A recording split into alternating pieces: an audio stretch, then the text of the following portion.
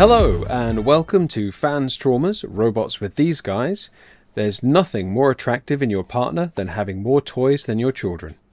So, welcome again to this latest episode where we're going to be talking about combiners, why they're amazing, why they're terrible, and why they're so upsettingly brilliant.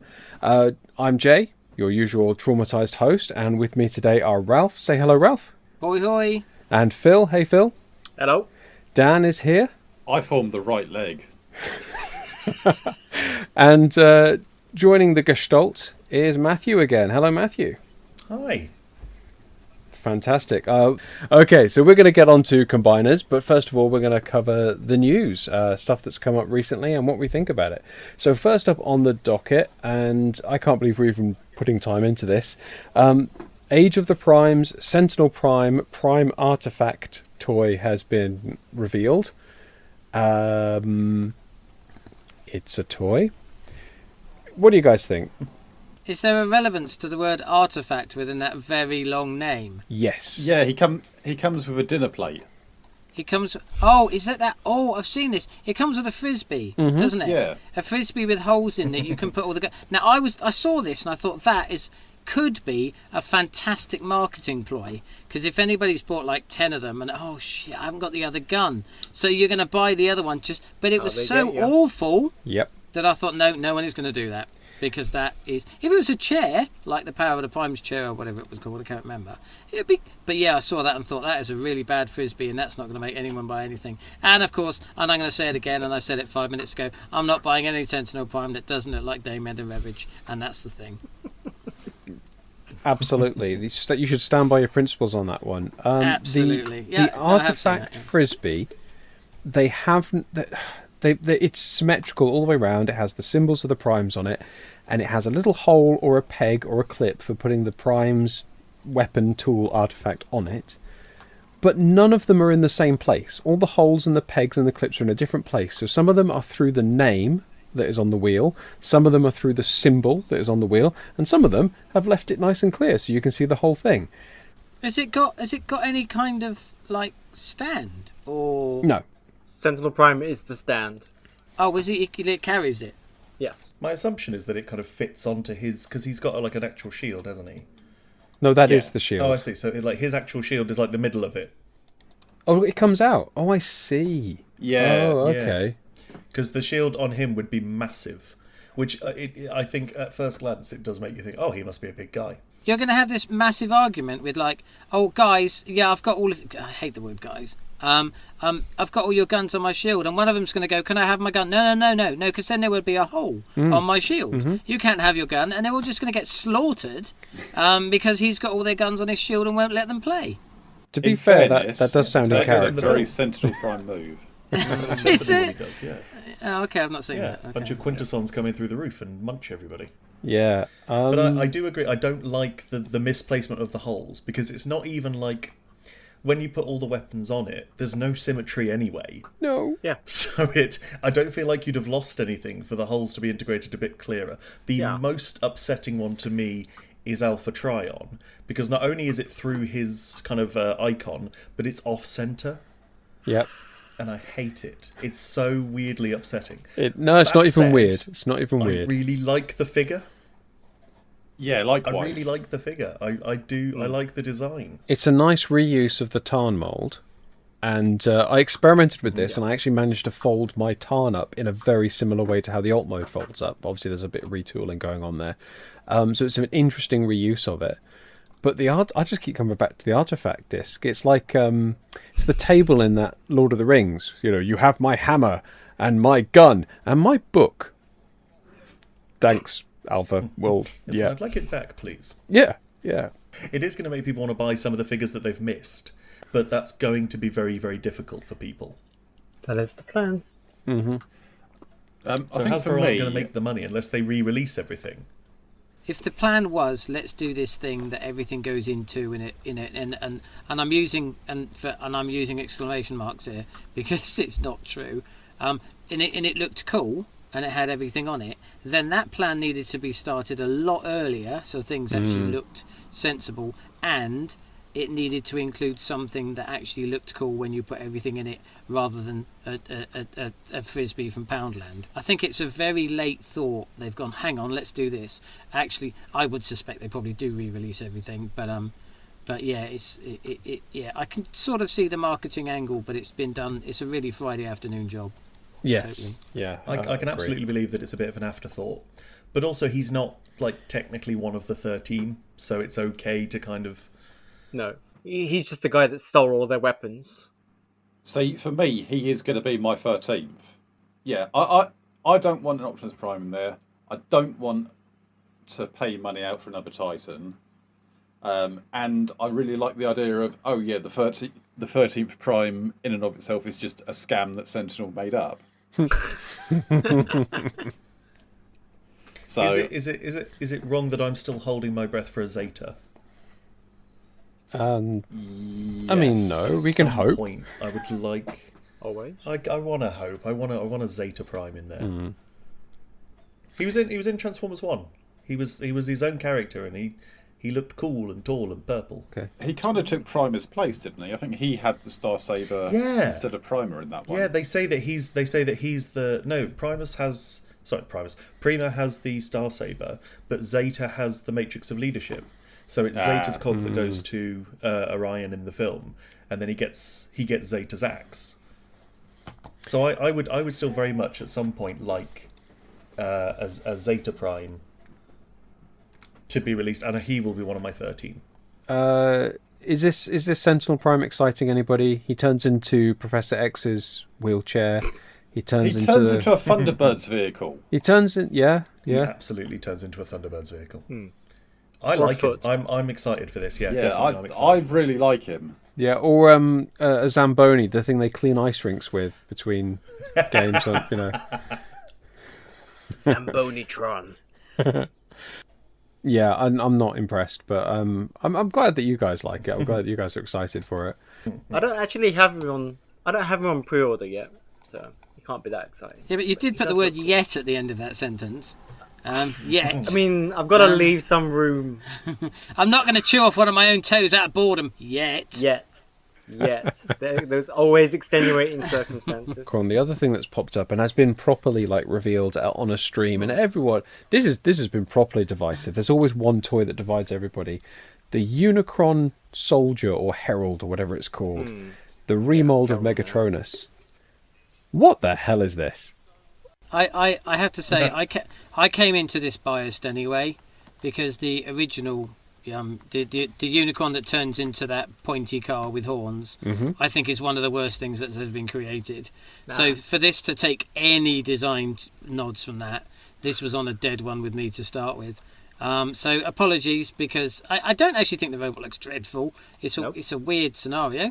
But the fact that it turns into that absolute travesty of a vehicle had me dead from the start.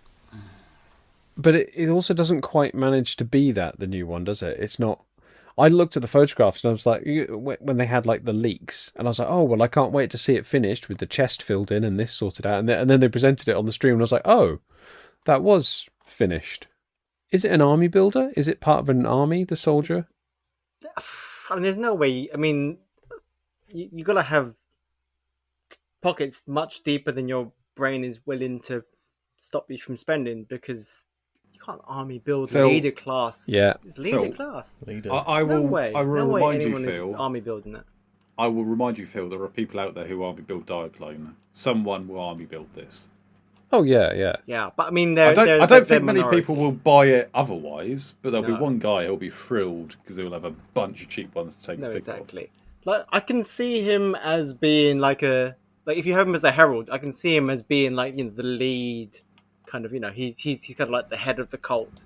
But if you're trying to draw any kind of parallels between him and the kind of the little heralds for Unicorn from the old G1 comic at the end, they were little generic little soldier dudes. They were deluxe class at best, Phil, I think you've just turned my opinion around. Oh, yeah, on, they because were really cool. My Yeah. issue was he looks a bit dweeby to be an actual Herald of Unicron.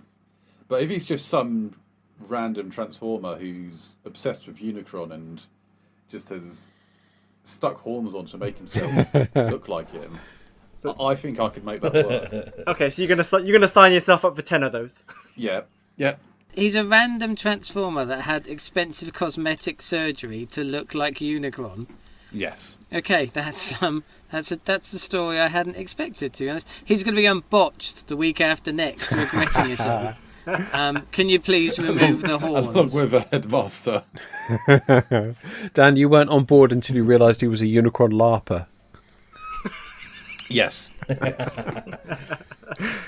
Again, what if down the line we've got this one big, he's the Herald, but what if they did somehow give us sort of a like core class and smaller versions of a similar character that you actually could army build? Because I agree, my big issue with this is he's not called Herald of Unicron, he's called Unicron Soldier. No, he is Herald of Unicron. By definition, I would want a lot.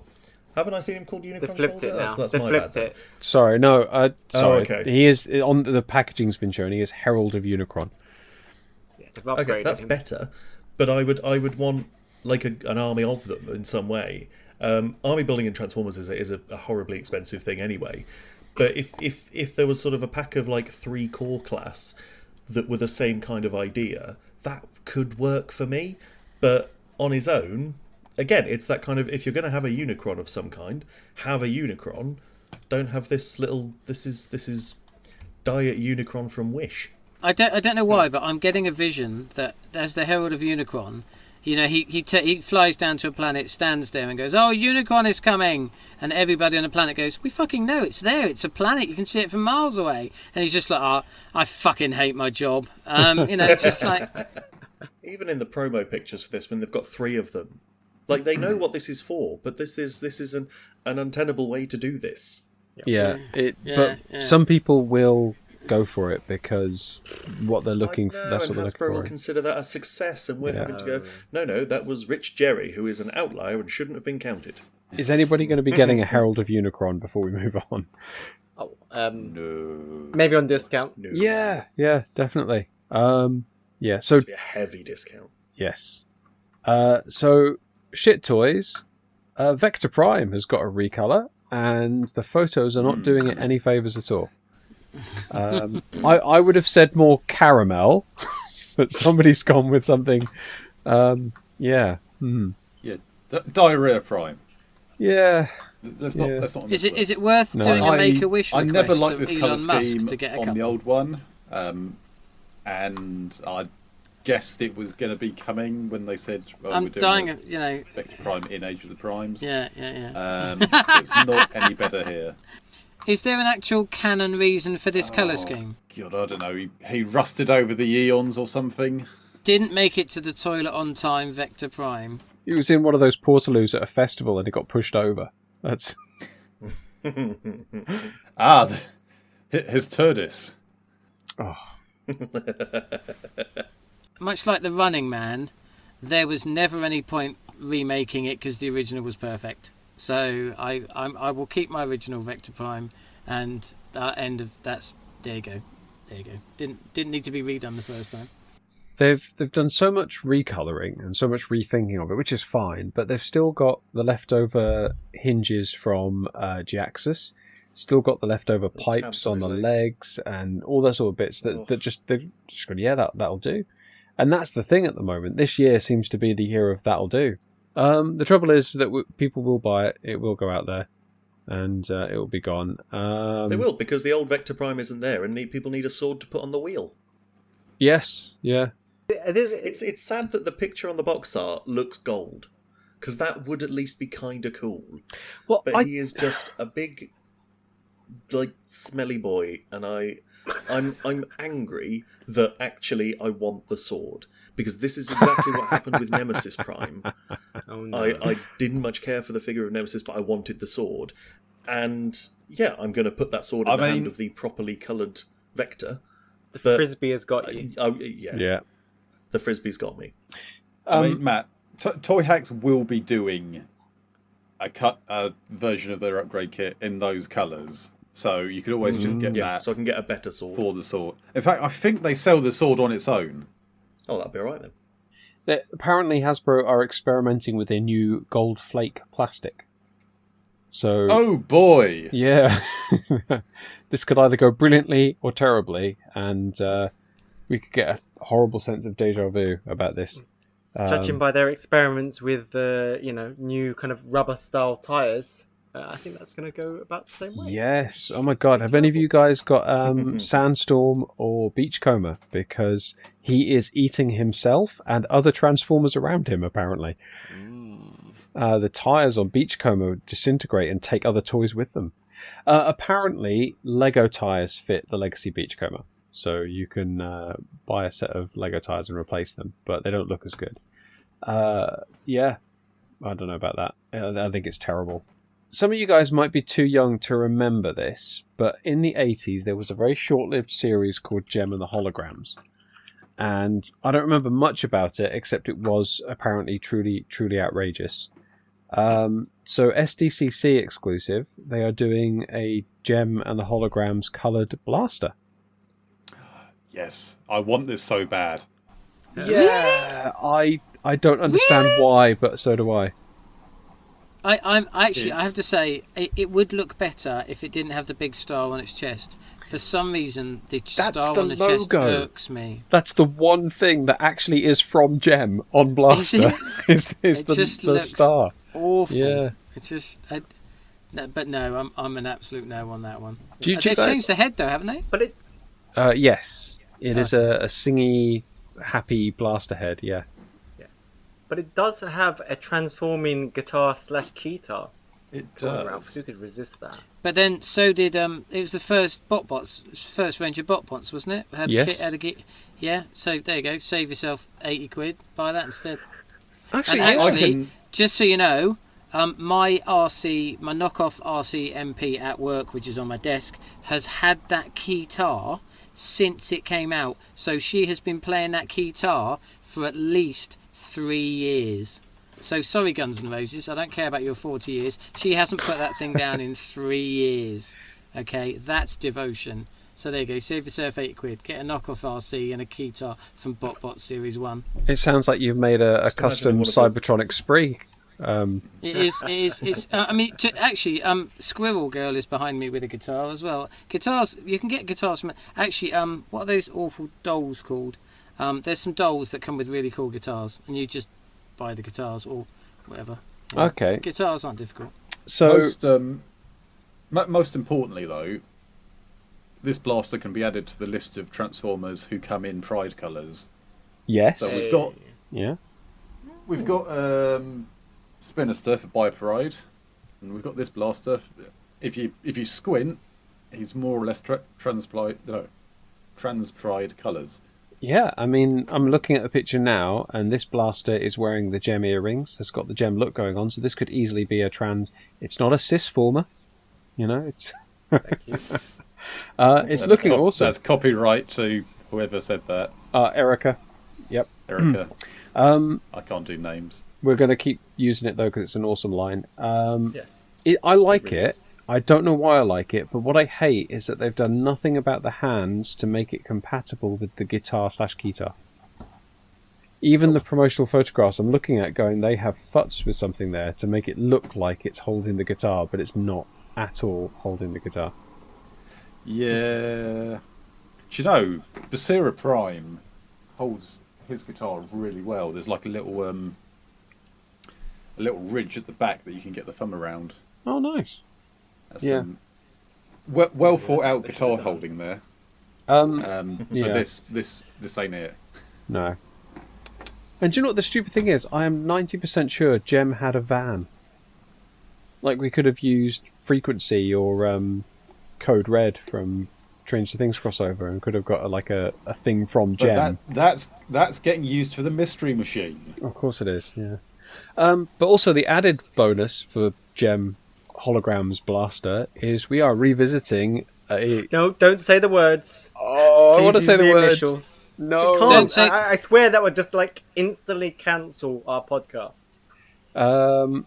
Yeah, so we've got 3 cassettes, which all have an initial in front of them when their names are printed. Is it STD? It might as well be. It's close. It's KP, Ralph. KP tapes. Yep. Stands for Kipling. They make exceedingly good cakes, all of them. And it gets worse because it's KP Rosanna, KP Glit, and KP. What's this last one? I can't read that. Sundor. KP Sundor. No. Well, I have nothing to add to that. I don't. What the is going on there? What's the KP? I don't get any of it. Kiss players. Only players, Ralph. Only 2 people watched that program Ralph, in the 80s. It's Both Kiss of them players. are probably in it. I know. I've got one of the I've got a little as a homage to that. I've got a little Japanese lady with a camera next to one of my. Oh, wow! You out somewhere. It doesn't bother me. It really doesn't. I don't know why people jump up and down about it. It should. It's weird. Don't get me wrong. It's weird, but I'm not bothered. Brilliant. I mean, I got that ridiculous Japanese Transformer figure, which is the is she an android? She's an android in a bath, isn't she? Oh, that. God. Which is an official Transformers toy. Have you not seen that? I'll grab it in a minute. Dropping an android in a bath is not dissimilar to I a know, coaster. precisely. You know Ty from RID, Matt? Yes. There's a figure out there of her in a bath, covered only by a very strategically positioned towel, I think. Of course there is. And being looked at by a shark. Hang on. And yeah, with the This most is the thing, like Joe, right at the beginning of the caught me podcast, you expression. said we've all got more toys than our kids, and our wives are okay with that. That's fine, but when some of the toys are a bit flipping weird, it gives the rest of them a very bad name. Yeah, I kind of really like this crossover blaster, and if it's reasonably priced and readily available, I might be getting one because the colour scheme is so good. But at the same time, I want it in a plain brown wrapper.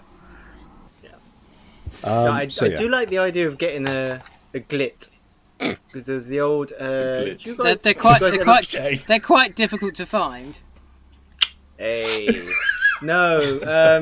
Did you guys ever read Short Pact? Yes. And Yes, I basically, did. sort of David Wallace did this kind of version of this like the infamous Ravage jump, but recreated with glit, and he's just like this happy little waving cat. So it'd be great to have a toy of that, but I'm not sure about I want the to be very clear. I associated can be a baggage that grown comes with it. but Jay broke me there. You laughed first. Yeah, I like it. I wish it wasn't KP adjacent. That seems to have sullied it a little bit. But on wholesome things that are coming out also at SDCC, there. Do you guys when you were younger? Did you get the cereals with gifts in? Because that used to be the thing when we were little, Yeah, of and course. Everybody did. Yeah, but they don't do it so much Rice anymore. Krispie spoon, and then they banned That's them. because people, one person in the world has choked on one, so none of the rest of us can have toys in our cereal anymore. They, I'll tell you a true story. That Shreddies, back when I was very little, were doing like horror monster holograms, 3D little cards that had these amazing laser holograms in them, and I started obediently eating Shreddies, and Shreddies taste horrible. But I wanted the Nothing holograms, wrong so with we got Shreddies. through a whole box, and there was no hologram at the bottom of the pack.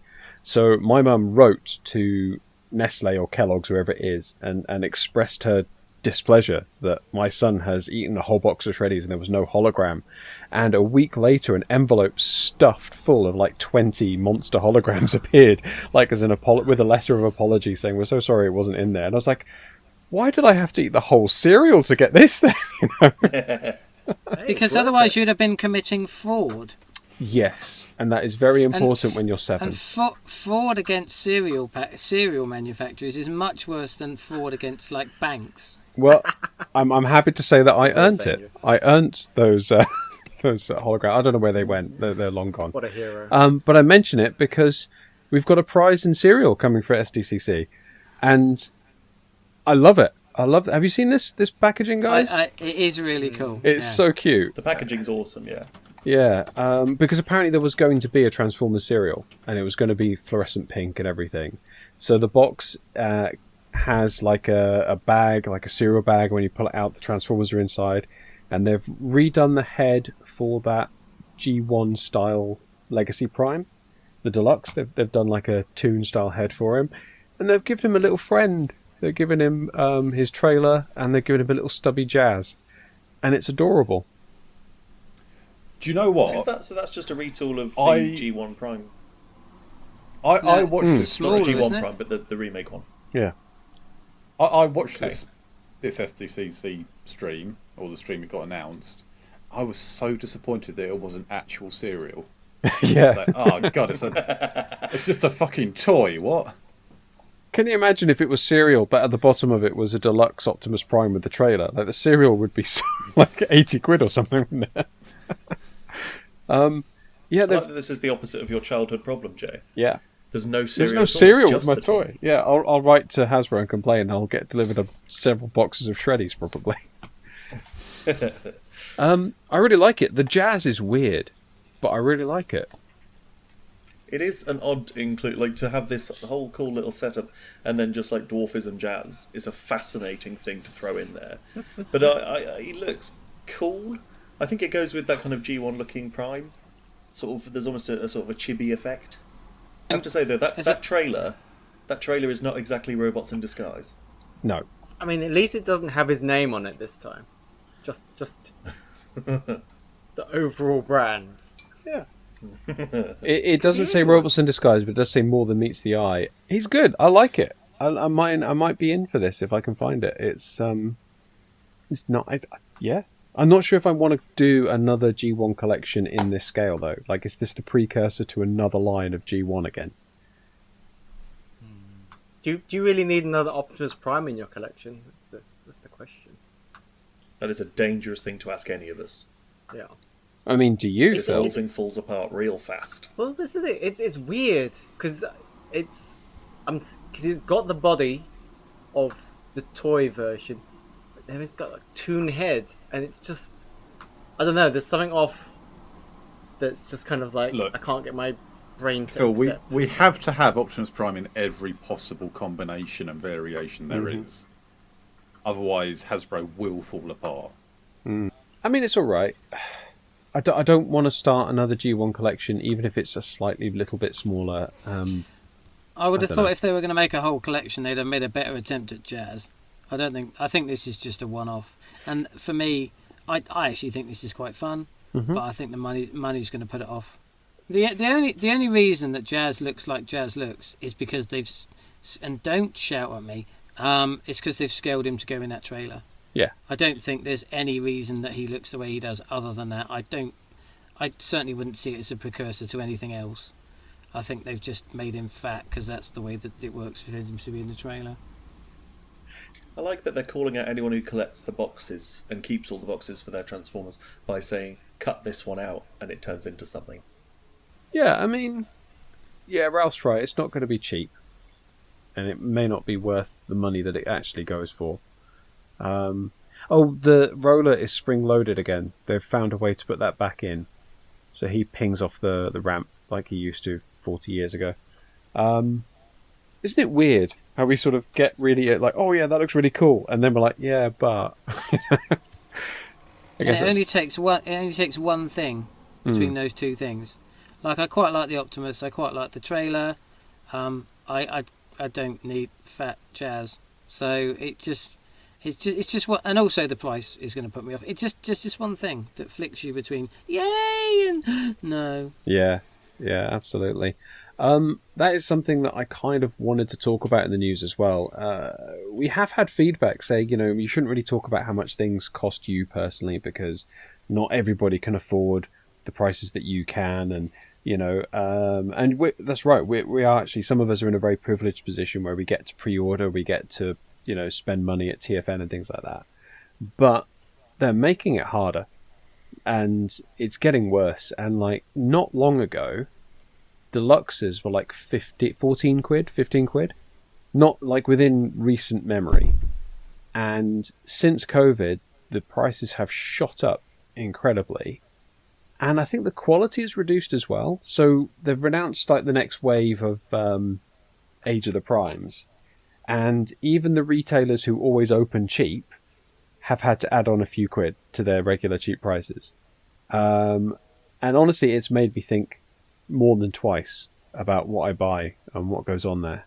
I'm talking about this new range that's got like Fangry and who else is in it? Tailgate. I bought a tailgate once. I will never need to do that again. Well, exactly, yeah. And this is making me think, do I go and look for the Generations tailgate rather than paying the price that they're asking? Yeah, I mean, that what you're talking about, Jay, is the point I'm at now.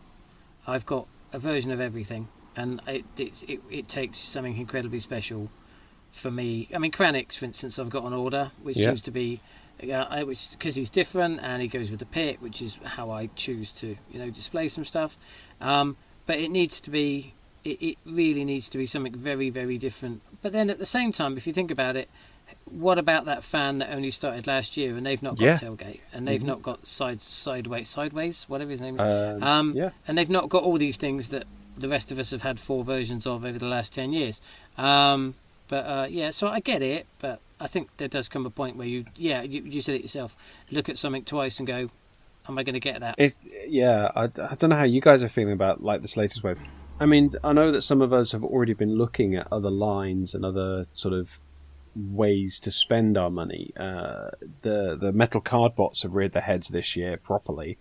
And there's like Diaclone and there's all kinds of third-party things. It just feels like Hasbro are doing a massive misstep with this. Yeah, I mean, the price increases have also gone hand in hand with what seems like, I don't know, they're just like digging out all the old molds and just churning them out. Mm-hmm. Random, like, who needs Megazorek? Because we literally had 2 previous redecos of that same mold, which basically shelf warmed. Yeah. And they thought, you know what, 3rd time's the charm. But this time, The second one of it's those like went over down the to, like, 60 nothing. quid mark. Yeah, Yeah. essentially. That's why I have it. Yeah, Yeah, same. but yeah, yeah, no. like 15 quid. Yeah, Um, exactly. But now this one's even more expensive for the same old tag. Yeah, I think I'm moving over to like blockies. That's been my big Yes. thing. But just worth mentioning for me. You mentioned like bringing out like older things. The one that of that latest wave that has immediately caught me is what's it called? Red Alert with all the minicons. Yeah. I've pre-ordered it. Yeah. I very rarely pre-order, but that one has just caught me, and I've gone. Yeah, I've got to add that one to my collection. This is the problem. I think is they put prices up, and I think this is really kicked off because they've done it, towards the end of the current line where everything is repaints and bit characters and such. So it's been really noticeable.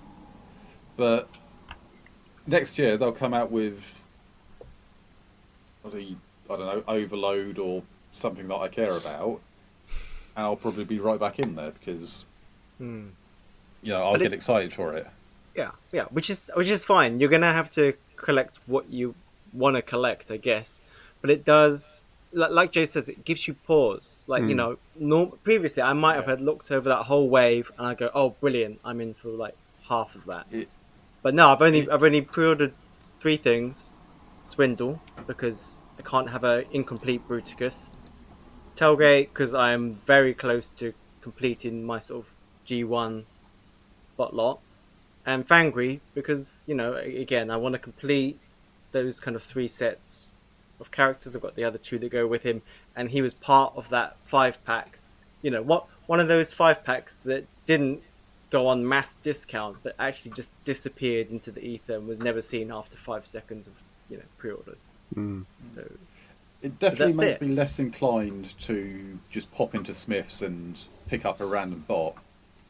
It's very much like I'm going to be buying stuff that I care about and probably not much else. Whereas like back in Siege and Earthrise, I was doing entire waves.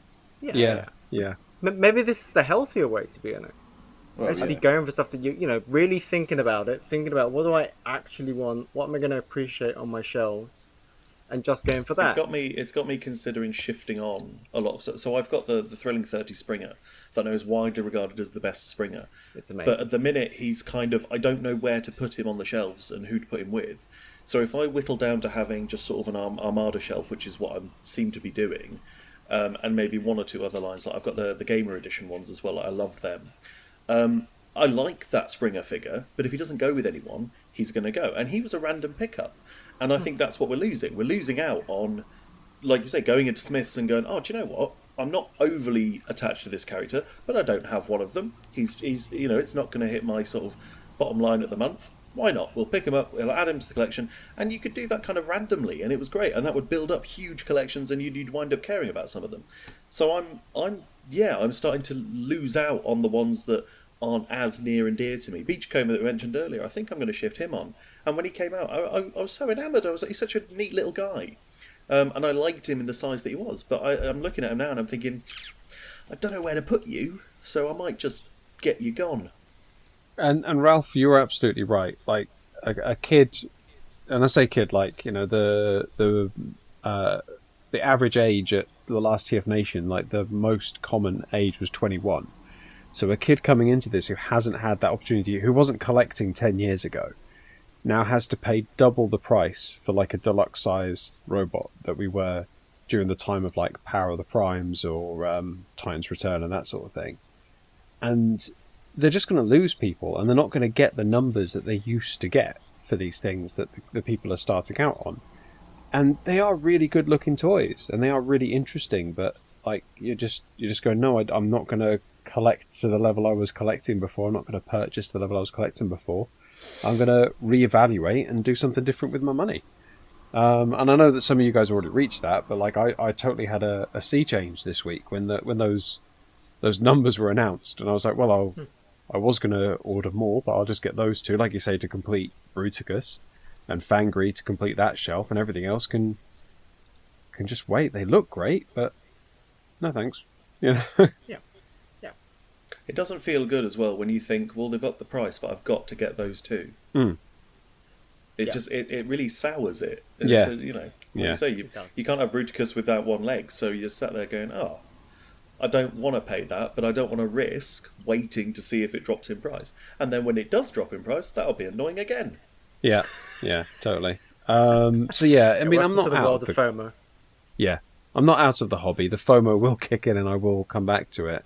And I will talk about this in the main topic as well, because it's changing the way I'm thinking about things like combiners, and it's changing the way I'm thinking about like purchasing across the year rather than each wave. Like, how much am I going to be spending? So it's a real shame. But anyway, some interesting stuff coming up in the news. Some things we're interested in. So moving on from the news, let's talk about our main topic of the day, which is why combiners are awesome. Because I think it's fairly safe to agree that when you've got a robot, the only thing better than a robot is a robot connecting to another robot for some reason.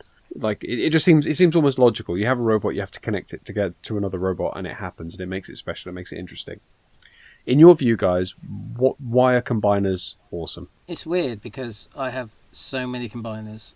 I think the only piece of Combiner Wars I'm missing is the female one. I have lost the Victorian. And Megatronus wasn't actually a combiner, was it? It was just bits of other things put together, wasn't it? Are you thinking right? Mega Empress or You're thinking Mega Empress. Galvatronus? Is it?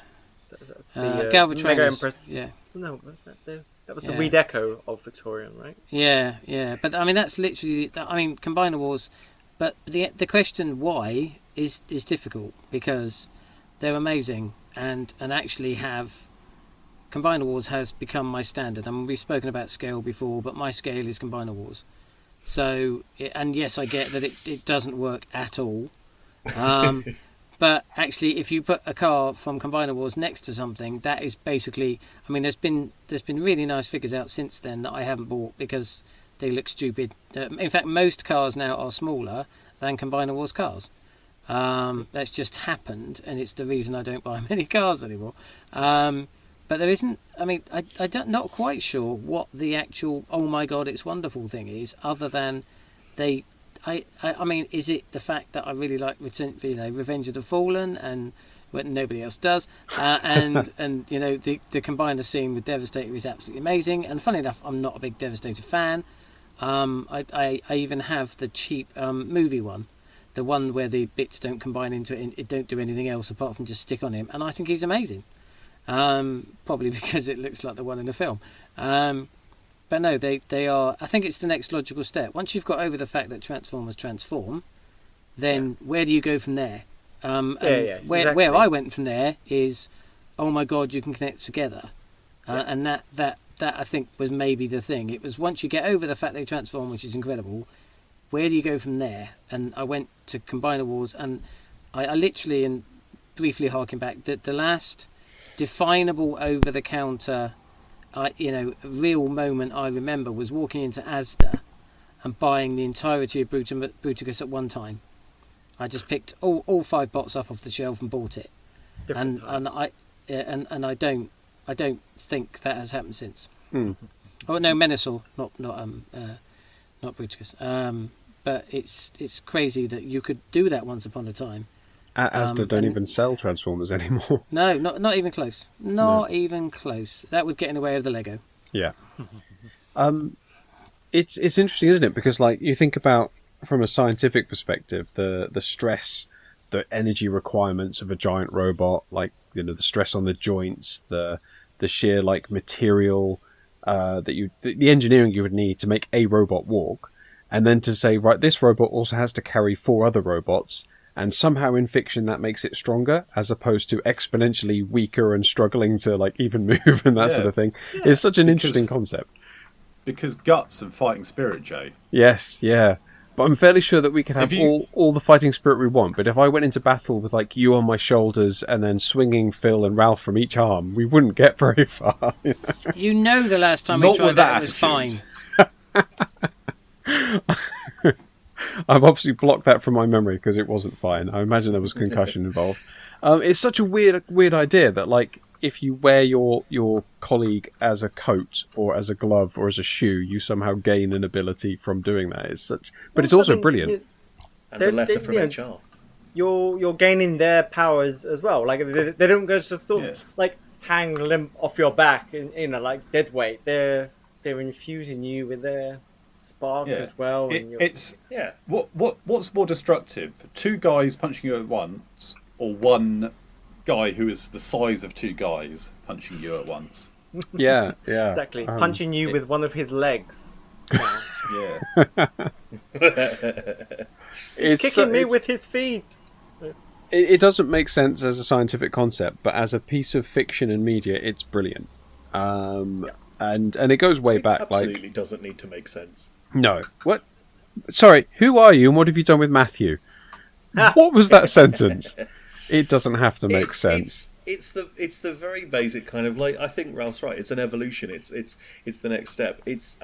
Ultimately each Transformer we accept is a robot, therefore has a power source. So it's one Transformer that's got 2 arms, 2 legs, 1 power source. All we've got now is 5 power sources, but still 2 arms, 2 legs. No, but it's 5 times the weight, and it's not a straight equation. It's a factorizing equation. It's like Jay. No one else ever in the world of Transformers has ever wondered about the weight of a Transformer, what it's got to carry around. No one ever. If 8 helicopters can carry the big mechs in Pacific Rim, then I'm more than willing to believe that a bunch of Transformers can club together. I mean, that scene as well. If 2 powered up police cars can drag a massive safe down the road in Fast and Furious, then all bets are off. Yeah. Where the answer is always more car. Okay. So looking at combiners that are cool. Okay. What is it that we love so much about them? I mean, Dan, you're a specific collector of combiners because you go into the Diaclone side of things, which is like the kind of the connoisseur's combiner. The thinking man's combiner. So I think combiners appeal for the same reason that Transformers appeal is I love the engineering sequence of seeing a thing turn into another thing. And for combiners, it's more so, a thing turns into another thing, and then it attaches to yet another thing to make a bigger thing.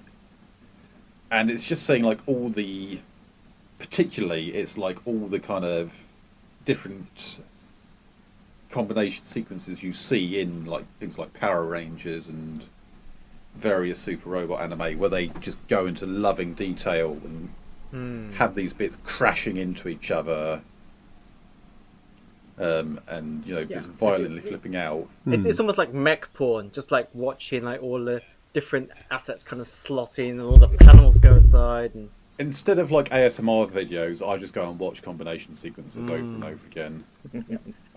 But ironically, I don't think Transformers does combining robots very well. Oh, Get out. controversial. Largely because how many series can you think of that do in Transformers that do a good combination sequence? Well, there's Armada and Cybertron. Revenge of the Fallen. Yes. Help me Although out I here, seem guys. to remember that some of the absolutely massive construction vehicles somehow fly up into the air to catch to something, so that doesn't work dreadfully well. But that's fairly standard, isn't it? Because the Constructicons just in Generation 1 just leap bodily into the air and connect. Little invisible lift takes them up. Yeah. Obviously, Cybertron doesn't really have many combiners outside of Optimus Prime combining with various guys. Armada still, it's all right, but it's all a bit kind of quick most of the time. Technically, all the minicons combine into a big green Unicron. That's not the same thing. Is it not many beings making up a big being? I'm drawing the line there because that's not a combiner. That's a what is that? That's a Perceptor. Yes, Perceptor is a Perceptor's combiner. a combiner. Yeah. Perceptor is a combiner. But I think the worst sinner for like poor combination sequences is the OG cartoon, where they just kind of go flop, Yeah. and they're all just a guy suddenly, and she's like, "Oh, okay, that happened," and it just I think the it worst takes one some is of the theatre and spectacle out of it. I think the worst one is Dragonstorm from Yeah. The Last Night. Yeah. It just 'Cause happens it's in the just- distance. Yeah, they all just kind of clamber He's just into a there. big grey thing. Yeah. There's another one as well. There's another one in that film, isn't there? There's like Yeah. a bunch of Infernicus. Decepticons that become a bigger Decepticon. Yeah. That again, there's no theatre, there's no art to it. It is just you're kind of a lump of clay for a second, and then bam, big guy. Yeah. Rubbish. Yeah, I want to see just, how it fits together. I want to see it. I want to see where all the pieces go. Exactly. Just to immediately contradict myself, by the way, the various Japanese series, so Headmasters, Super God Master Force, do it quite well, and paved the way for the Brave series, which has absolutely amazing combination sequences. Yeah, I mean, if your thing is to watch the same, I guess because we're consuming it differently nowadays. Like when we sat through all of Armada, or I sat through all of Armada. Like you're not supposed to watch What a it like treat. that. There's supposed to be 7 days in between your combination sequences. So if you Yeah. binge watch it, it's 25 minutes between your combination sequences, and it just becomes like continuously repetitive. And you can tell when they're No, running my short. lobster is too buttery. Yeah, no. You can tell when they're running short on an episode or when they're overrunning on an episode by the length of the combiner sequence. 100%. Didn't we get the names of the characters right? No, absolutely. So, looking at the toys, the original, well, we'll say the original, the first G1 combiner was Devastator. Would we say that was a successful toy? Well, I mean, it had to be, or they wouldn't have made any more. Well, But Yeah, it was a bit rubbish. that's my but- point. But as a theory, it was like, you know what? This is actually quite cool, even though it's a bit basic. We could probably, if we do this better. Yeah, I think you've got to give it credit for starting a trend, even if it made it and Yes. started that trend in a bit of a crap way. I mean, I would That's the go, whole I of would go G1, as far isn't to it? say it's not a bad toy. I mean, we didn't know better back then, and your imagination did most of the work. All of the work, like including like moving limbs and things like that, you know. And We I didn't love need the those back then. I love the fact that Marvel looked at the toy and went, "Well, that ear gun's stupid. That's not happening." You know, that it was like it's such a bizarre concept, like just to connect construction vehicles, attach them perpendicularly to each other, and then stand it up and add some feet and add some arms, Yeah. and just say, there's your awesome robot." It shouldn't very have cool. worked. It almost shouldn't have worked.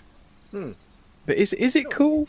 Is it cool? Yes, it absolutely was Yeah. cool. It absolutely was cool. 100%. And to kind of answer your question about like why combiners are awesome, like forget what you've seen in media.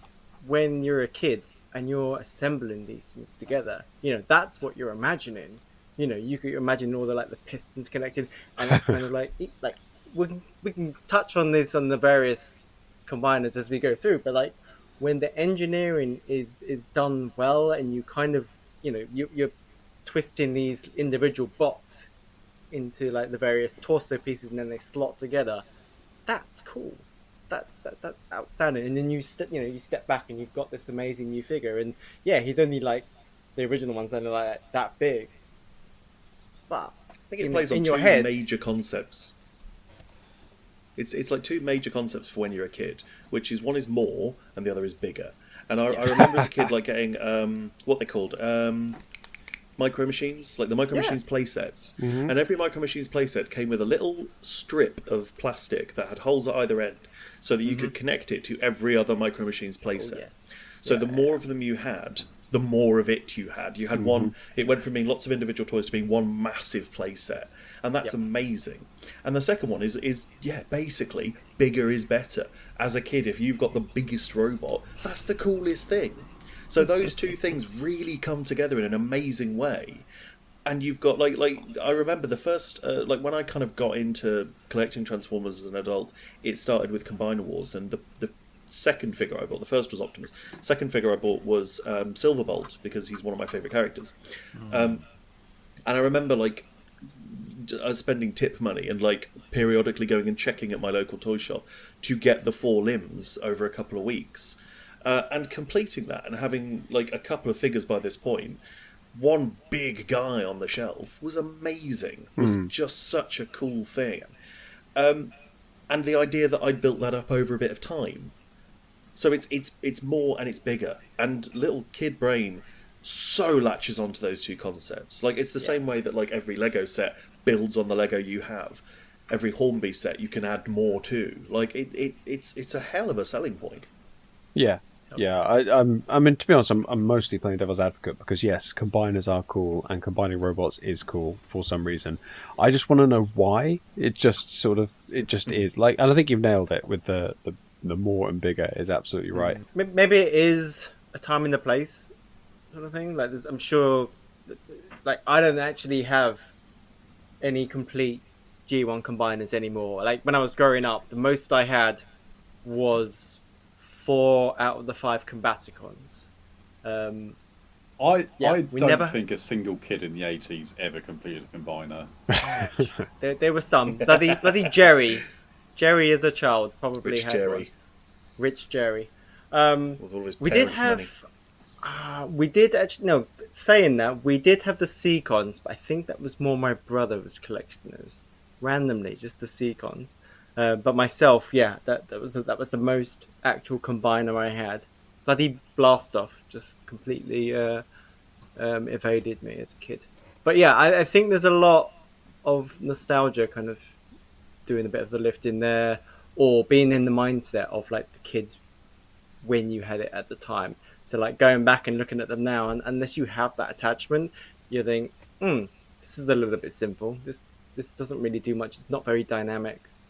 But I don't know. I think still looking at them as just pieces of design and the character and the way they kind of sit, they're still pretty gorgeous. That G1 Menasor, if I ever had to get a G1 combiner, probably would be Menasor. Interesting. I'd be really thrilled to get hold of a G1 Superion. I just love the chunkiness of that guy. And they weren't for articulating them and posing. They were for pretending and swooshing about the place. except that they always broke. Like the heads always snap off because they're so small. Ralph, you must in your car boot explorations, you must have found hundreds of combiners from G1 with missing heads and missing limbs. Yeah, and... it's mainly the heads and there's certain things on. I mean, basically, just quickly to say, and we'll come back to this later on. The other thing I loved about the combiners. Whenever I mess about with G1 combiners, it's never the right team. It will just be, oh look, I've got one of them. Let's chuck that on. Oh, let's chuck that on. Let's chuck that on. You literally just obviously the fact that you could put any of them together was brilliant. I have not got an entire set of any of them. I think I've got all of them in one stage or another, but certainly not complete, and I certainly haven't got most of the accessories. You do find particular ones are broken in particular ways. The police car, the front bonnet will be missing. Yeah. Most of the planes from Superion will be missing the rear fin, I think it is. They all have the same problems. And yes, you're right. Quite often the connector point, which is also the head on a lot of them, will just lose the end bit because someone's tried to take it off and zonk. It's come. Yeah. I mean, we'll come back to it. But for me, some of it was like, right. Oh, hang on a minute. I haven't got the other one, the Chuck a Seacon on there. So it's the fact that most of the time, if I'm going to mess about with it'll be out of the broken pile, and it'll be whatever I feel like putting on.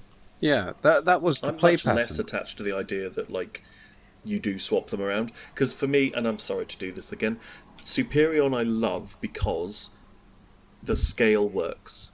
For single-man jet fighters and a Concorde is perfect. Menasor works because 4 cars and a lorry, magic. The idea of swapping those around a bit, I'm imagining Superion with a tiny little arm. Have you actually ever met a huge mechanical crab? How can you tell me what size it should be?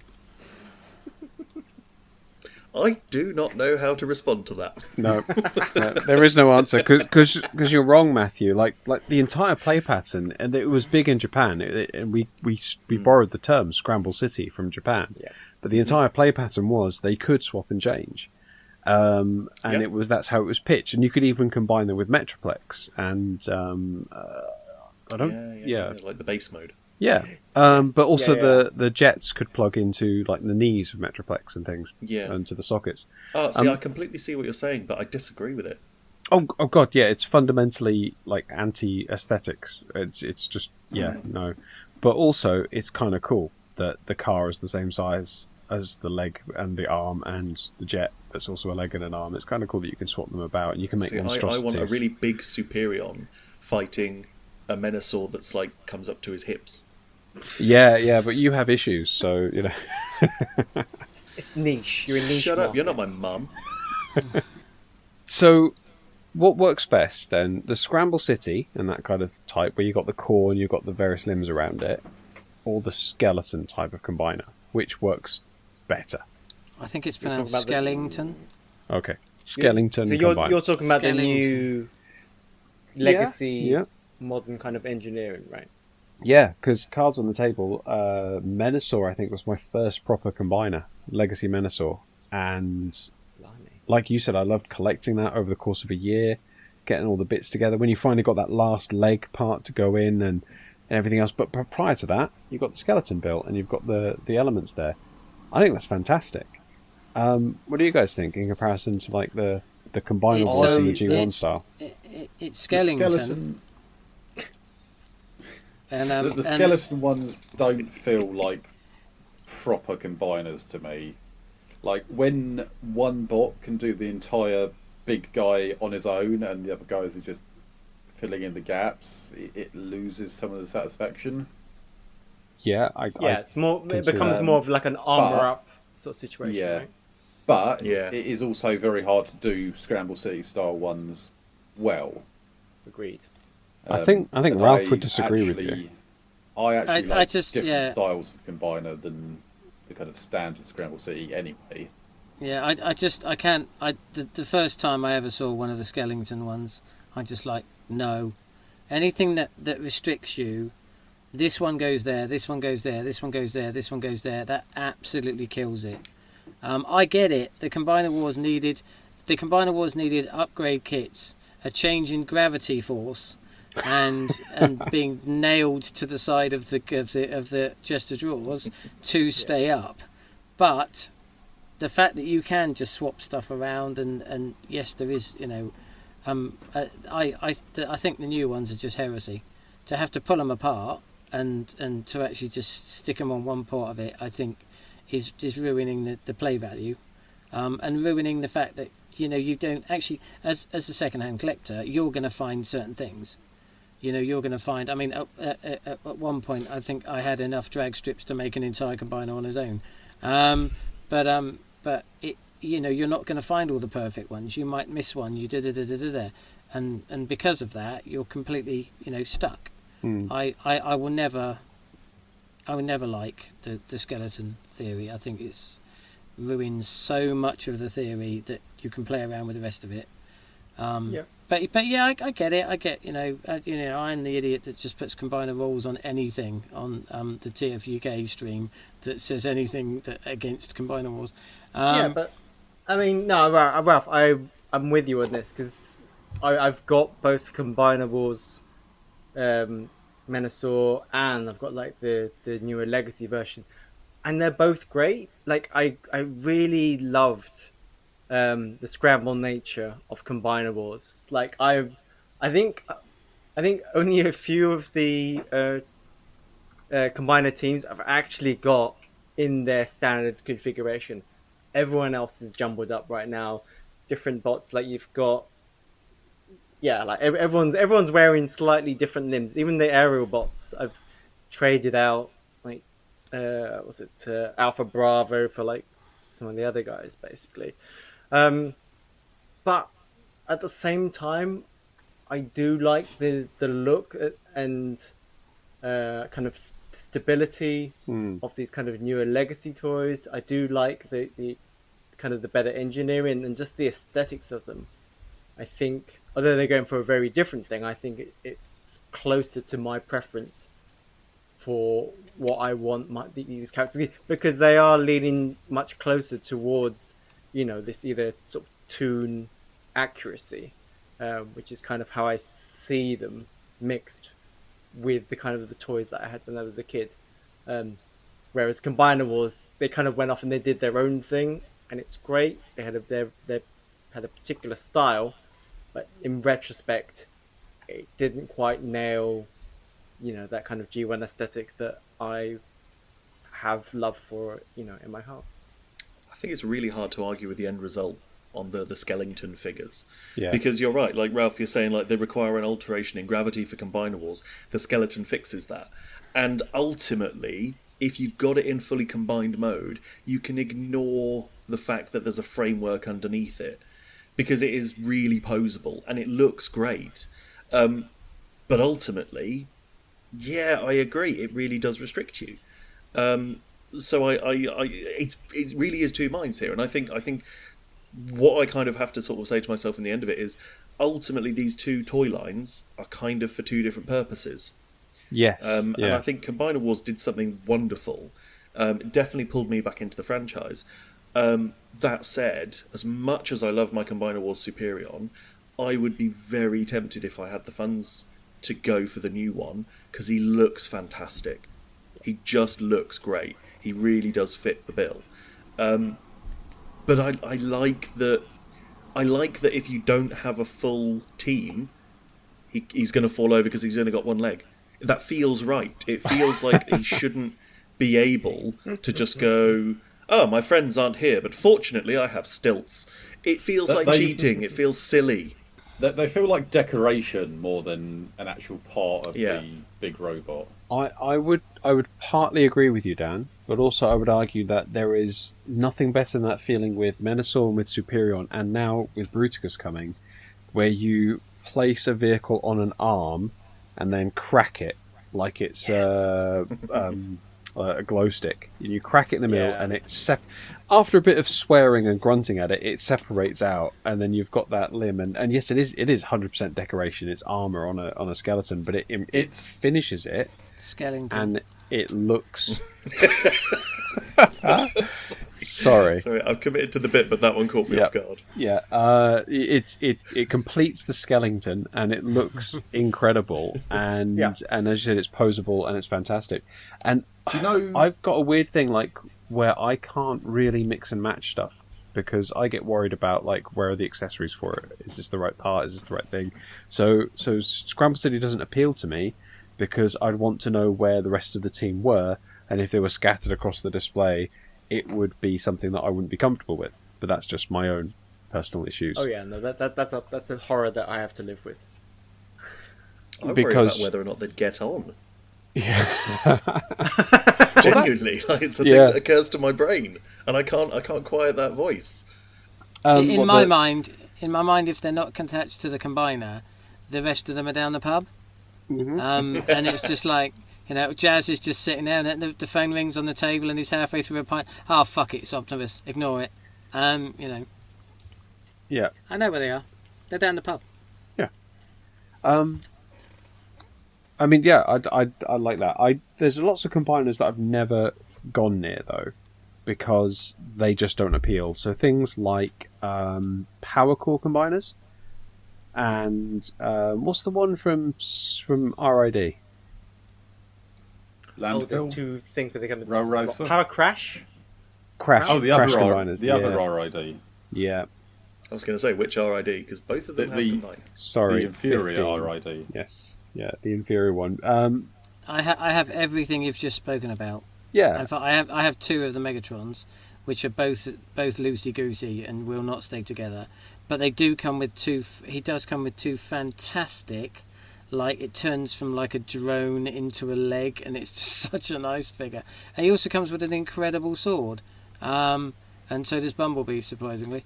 But I also have all of the Power Paw combiners as well, which are lovely cars. Obviously, they don't do anything. But you've got to, and that's even worse than Combiner Wars at standing up. But they look alright if you can manage to get them to stand up. But as figures, as cars, as vehicles, they're gorgeous. But yeah, that didn't work all that well, that series. I'll give you that. It was I'll tell you who's really impressed me with combiners lately is Blockies. The Blockies Defenders combiners, both Devastator and Bruticus, are just absolutely charming. They look fantastic. The kit that you get that like combines them all together is a really easy, quick setup. And I've got them on the shelf with the Galaxy class, and they're still like nearly double the height. So they look fantastic. They look absolutely great. And you get that kind of comic-y detail from them as well. Cartoony detail from them that, like I say, like there's something really, really charming about them for me. I have a question for you though, Matt. Hit me. Have you decombined and recombined your Blockies combiners? No. Is that So they something have- I will they not have- enjoy? They have failed as combiners then. yeah, you haven't got a combiner, you've got a model kit. And that's It looks yeah. good though. Yeah, 100%. It looks great, but it's cheating. It's not like we've created a toy Oh, that I'm can sorry. The function. Blockies non-combining toys is cheating, is it? No, it's like we Colour yeah. me surprised. I mean, it's not. It's just cheating is probably a too strong a word, but it does look great, and I know why people love it so much. But it's the same thing as G1 combiners, which is it is a vehicle that you plonk on the side of another vehicle, and then you add bits to it, like fists and elbows and all these other sort of pieces, in order to complete. And then when you have completed it, it stands and it poses, or it looks very nice. But you don't ever. There's no play pattern to it because it's a model on the shelf. It's not meant for playing with. It's meant for looking at and saying, "Isn't that nice?" This is kind of how I do all of my stuff, though. There's a few that I do muck around with on occasion, but for the most part, once they're kind of where I want them to be, that's where they're going to stay. Yeah, and I think, I mean, I've got the Wei Jiang. I've actually had 3 of the Wei Jiang Devastator combiners. F3. I think I've got 1.5 at the moment. It's the MBK oversized. I am never going to uncombine them. because that took a long time and I lost a lot of fingernails. And that they are never coming apart again. So they were not simple. They don't, they turn into transformers, they turn into cars, turn into robots. They are never coming apart. Yeah. So it's not just the 14-inch high ones. It's the big boys. Taking them apart as a combiner is not always a particularly good idea.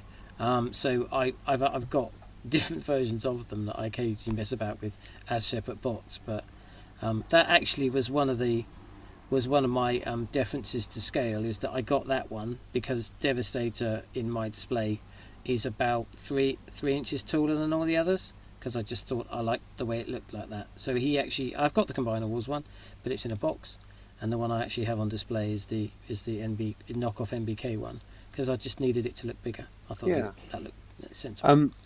That's supposed to be a really good kit. Have you seen the third-party MP versions though? And I'm trying to think of who the name is. I want to say it's like Mech Studio or something like that, and I might be getting this completely wrong, and I will look it up later. But there's one where they try and do Scramble City with Devastator at MP scale.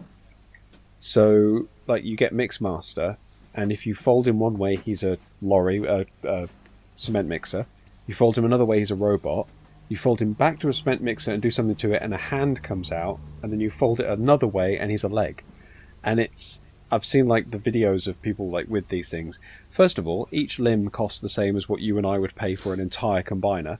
But also, it looks like a total faff. Like, I would not be happy, enduring that with a paused YouTube video in the corner and trying to get from leg to car mode or whatever like that. It's a fantastic idea. I just feel like it's really unnecessary. But why would you need to take it apart? Like, Child Matthew is shouting and saying, like, I've got all of the Micro Machines playsets attached together on the floor. It's bigger, and it's more, and that's good. Why do I have to go back?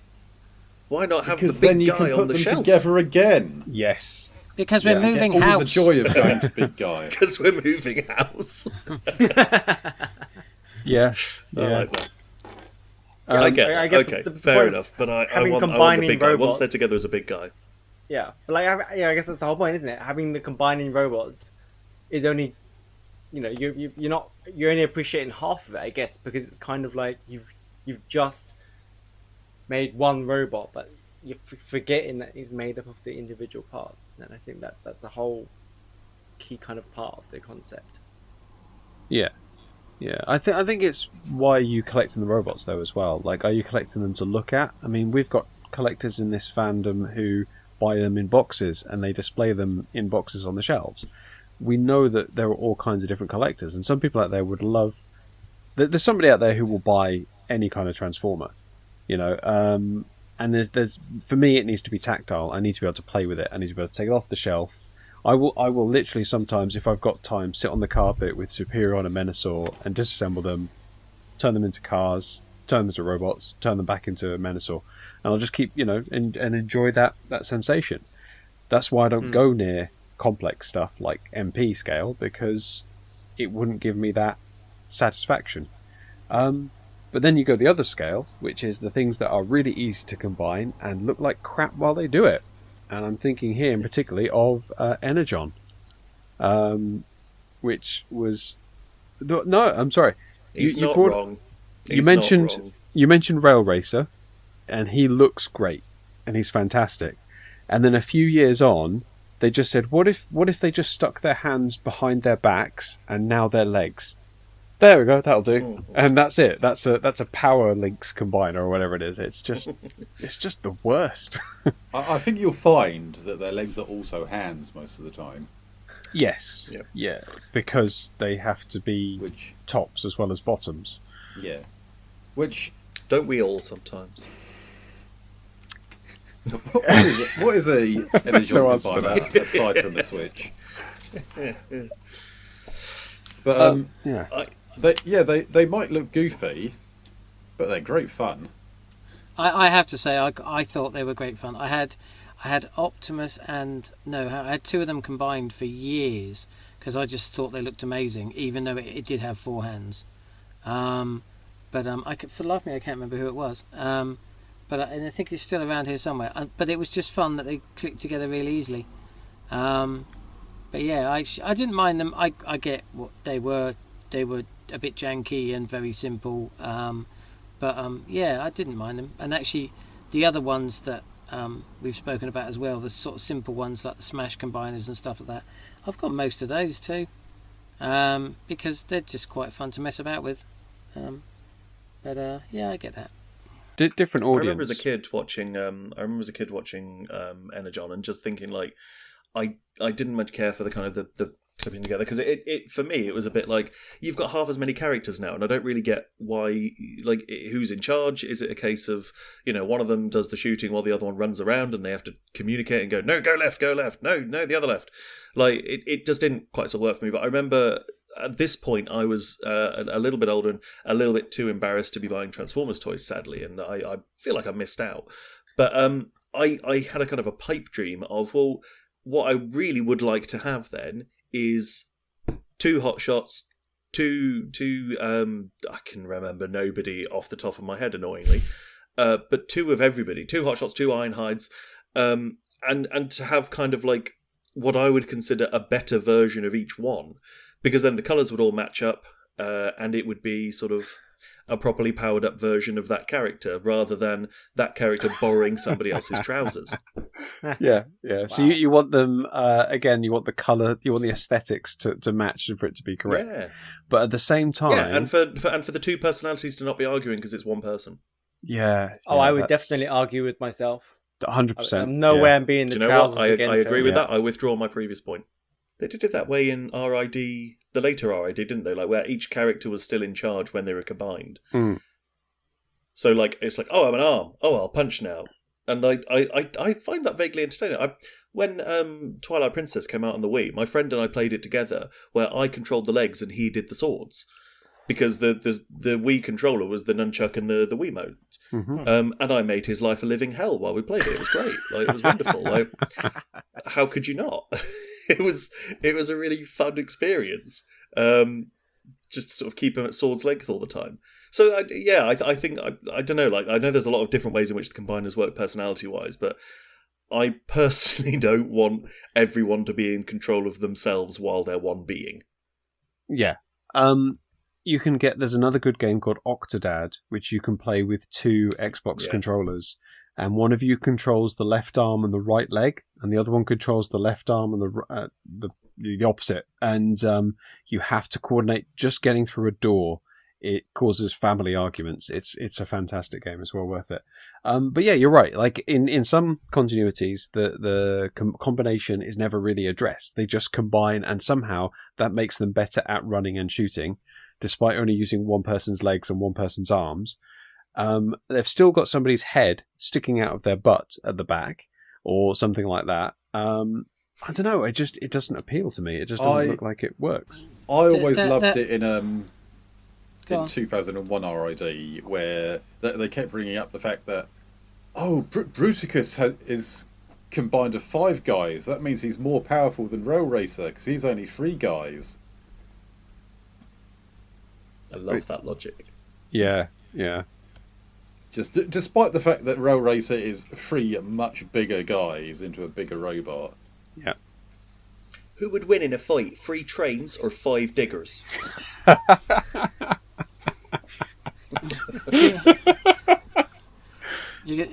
I like that it. You're going to need eyes in the back of your head. Well, I haven't got eyes in the back of my head, but I have got eyes coming out of my butt. Actually, that is a good question. Leo Kaiser, the latest HasLab, because people are starting to get that in hand now. Now, from the early photographs of that, and I will admit I haven't been keeping up with it, but apparently there is a face on the back of the combined mode of that. Like, one of them is just, like, potentially his head is just peering out of the back end of Leo Kaiser when he's combined. And I could be wrong about this. Have you got? Yeah, absolutely. It's really weird, isn't it? It's like there's always that question of what the hell do I do with the extra bits? Studio Series Devastator has arms just sticking out the back of the legs with nowhere to really go. And the new Bruticus has got very much the same. The legs just sort of hold their arms behind them, and they're very obvious. You can see them sort of hanging out the back of the limbs. It's Maybe it works like pockets. It's like, Just oh hold no, that. I can't carry two things. Here, hold this leg. That sounds so handy. I'd like big yes. hands. That's a disturbing image that I'm going to have to go away with now and scrub my brain with bleach. I love that IDW Monstructor had his little kibble arms on the chest as actual sub arms. That was always a cool little thing. Sub-arm. Did he have like tiny little guns that he could shoot you with? Just like basically like little nipple guns. Oh my god, he should. Because if he ever gets into one of those Armada fights where you just hold hands, secret weapon. So, do we feel that Combiners as a concept and Combiners as a toy has evolved? I think it's circular.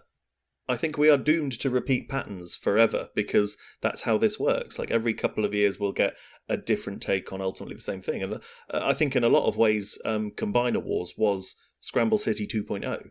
Mm-hmm. And I think we'll just kind of do this. We'll keep going around and we'll do slightly different things. And I don't think I have a problem with that. Don't get me wrong. I would very much like us to get to a point where each character is kind of individually designed and scale matters, and you've got a big spaceship blast off that makes up most of a Bruticus. Because I think it would be a cool challenge, and I think it would genuinely be an interesting thing to kind of design. But yeah, I think we'll just kind of keep doing the things in a bit of a circle, and we'll get things over again in slightly different flavors. Yeah. I think I would say it's a little bit of that, but like there's definitely a jump in terms of kind of like engineering that we've come on from. There's obviously much more simpler back in the day. But I think every now and then you get really good examples, like standout pieces. I would say, like toys like Rail Racer, or Landfill, the RID guy there. Like there's something that's just a bit from left field, some like really clever engineering that actually puts a fresh spin on the whole kind of combining things. So it's not just the standard torso, arm, leg. It's like, oh, this is really clever the way these they've managed to connect these bots together. I'm thinking like Power of the Prime's Battle Trap as well was quite an interesting kind of came out of left field, because normally the Duocons, they were basically just two drone vehicles and you slap them together and you got the one robot. But this time you had two smaller robots, and actually they don't work out too bad individually, and then together they make something which is pretty cohesive. I did like, and it's maybe a little bit of a left field again, but Jetstorm from Animated. Oh yeah. The two actually connected to, I thought that was absolutely fantastic. Brilliant idea. Great design. Yeah. That was good. Yeah, exactly. And I think that's what I hope we will get. We'll as Matthew says, they'll keep refreshing this and we'll get like another Menasor, like 10, 15 years down the line. But in the meantime, I do hope that we do get these little sparks of, ingenuity as we go along. Yeah. I do like a little legacy spin. Like I still would love one day to get hold of Superion. Was it Revenge of the Fallen had a Superion, which was a recolor of Energon, I think. I think you might be right. Yes. I've got that. I've got about 800 of those. I really liked that figure as a kid. I thought he was great. And I'd love to sort of get my hands on one of those one day. There's always bits of him online for sale, like with people not really sure where they go. One day I will just trawl Vinted and find all the pieces. Matt, have you seen the? I really enjoyed that. Have you seen the Fans Project upgrade for that Superion? It does need it. I've got the Fans Project for both of them, and it really needs it. Give him actual hands and feet. Yeah, the only problem being is it still doesn't really want to stay together. But I won't lie, Matt. I've given whole ones of those away because I've had so many. Okay, well, next time you're doing that, call me. All right, I will. Didn't you come to a meet up with a bag with about 5 of them in? Yeah, I remember that. Yeah, I think I'm down to 3 now. I'm looking at. My time. I'm not familiar with this Superion at all. I'm looking at a picture of it now, and I'm really quite liking the fact that he's got one skinny gammy leg and one big leg and no hands, and he looks awful, but also brilliant. But you at the know same what? time. You can swap those legs and arms around as much as you like. Yeah, because they're not so really arms do what or you want. legs. No, they're just, and it is possibly the figure that most needs an upgrade back in Yeah. the world, because it doesn't think he's even fun. want to stay. It is. It's brilliant. I think he's a fun little guy. I absolutely love that figure. He is up on my side next to the is it Menacel? Bruticus. Which The other weirdly one that's enough, always going to stick with me is the first time Bruticus shows up in War for Cybertron or Fall of Cybertron. Oh yes. Because the whole scene, the fact that you get a level of them all separately and individually, or a couple of levels of each character individually, and then you get the combination, hell of a moment. Like, such a cool section of that game. And I'm quietly kind of hoping that the Gamer Edition figures revisit that, because the old one, the old toy is spindly. There's like all of those molds have been like co-opted by B&M, and you can buy for like $12.99 bigger versions, and even that is tempting at times. I just think, yeah, it'd be a cool thing to sort of muck around with and maybe try and repaint. But I would love to see a proper meaty version of that Bruticus, because that design was magnificent. I've heard somebody describe being asked to assemble the Fall of Cybertron Bruticus for Toy Fu prior to a TFN. They just sat down there and said, just put Bruticus together so we can have it on display and then people can buy it as one thing. And saying, I was nearly crying like 20 minutes later, like, why won't this thing go together? Why have you done this to me? And the B&M stuff, imagine if it was that bad, but also sharp and bigger and more difficult to handle. Like, that is... but it needs to be revisited. And I think because it was such... I remember playing that and thinking, I've played through, like you say, you play each level as one of them, and they have a feel to them, each one, like, you know... But then when you play as Bruticus, it gains a weight to the movement. Yeah, it gains like a feeling of power and strength as you're playing it, which I thought was absolutely incredible. The sound design in those games alone adds to that. And when he actually combines, the kind of clunking of metal sounds heavy. He sounds big and powerful. Which actually brings me on to the next part of what I want to talk about, which is this thing. Now, when was it introduced? When was the Enigma of Combination introduced? Was that for Prime Wars? Was that for Combiner Wars? I think it was floating about a little bit before that, but I think it really took off in Combiner Wars, and that's where it came with the aligned continuity. Because it was immediately associated with Nexus Prime, and it was this relic, I suppose, that something in my brain is saying the introduction came around the time that we got the Covenant of Primus. So, just in case there is one or two people in our 3 or 4 people listening to this who don't know, the Enigma of Combination is the mystical artifact that allows any robot to combine as a combiner. Is that right? Is that what am I getting that right? Yeah. Ish. Pretty much. Now, so it's a really, really big ball of blue tech. Yes. it's Craggle in Lego Movie. Is it a good thing, a great thing, or is it the worst thing ever? I fucking hate it. Why? Go on. Because Don't hold back. before they came up with the concept of the Enigma of Combination, combiners were like all these unique things, like you had to be built a combiner, there was something special, and as soon as the Enigma of Combination got announced, every combiner story was, oh, this team of people was just wandering in the vicinity of the Enigma and got flopped together into a combiner. Yeah. And now they've got to learn to work together and trust each other, and it's always the exact same fucking thing, and it's just dull.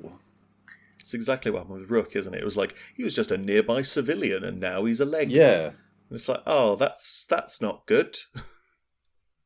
Yeah, if because they were called special teams in G1, that was their designation. That's how I got introduced to them, yeah. I'm going to say something that's going to sound a bit controversial and probably upset anybody with children, is if you're in a world where everyone is special, is anybody actually special? You can't say that, Jay. I mean, I get it. Yeah, I mean, thinking entirely in the context of Transformers here, but yeah. I think the enigma of combination is fine. I don't have an issue with it, but I think it needs to be this kind of middle ground thing.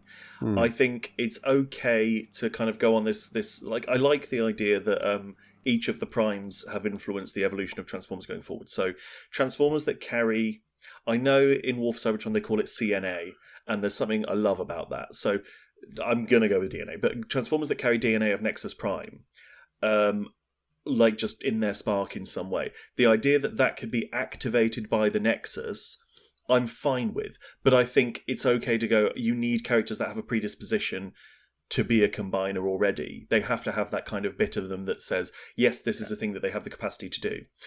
But also to understand that some of them might get there on their own.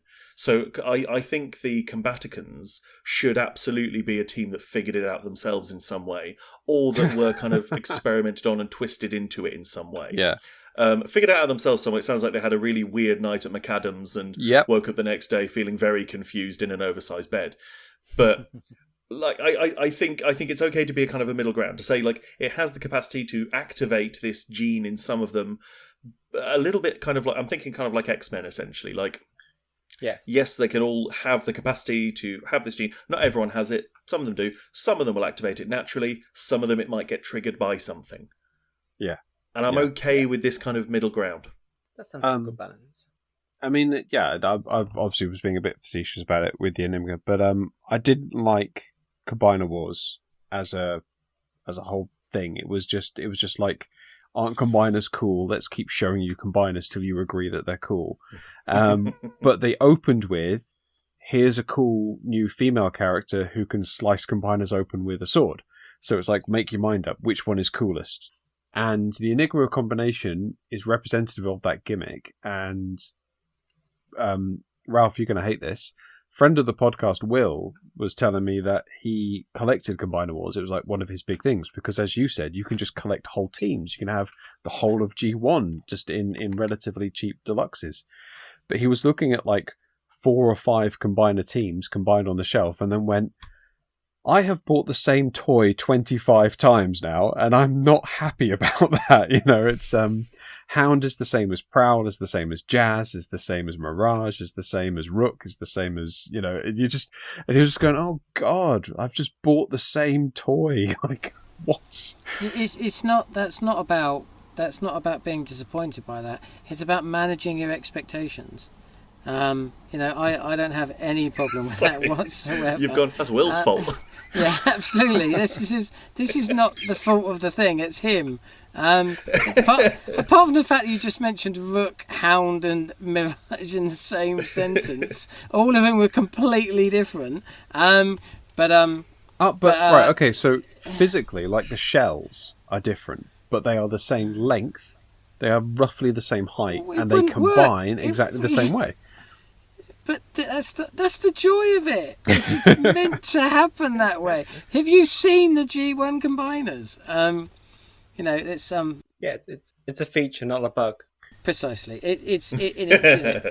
I think what Will is saying is that scale matters. Yeah, it's Yes. I'm going to knock off in a minute. So just to say that I think for me, combiners were one of the things that made me enjoy the hobby.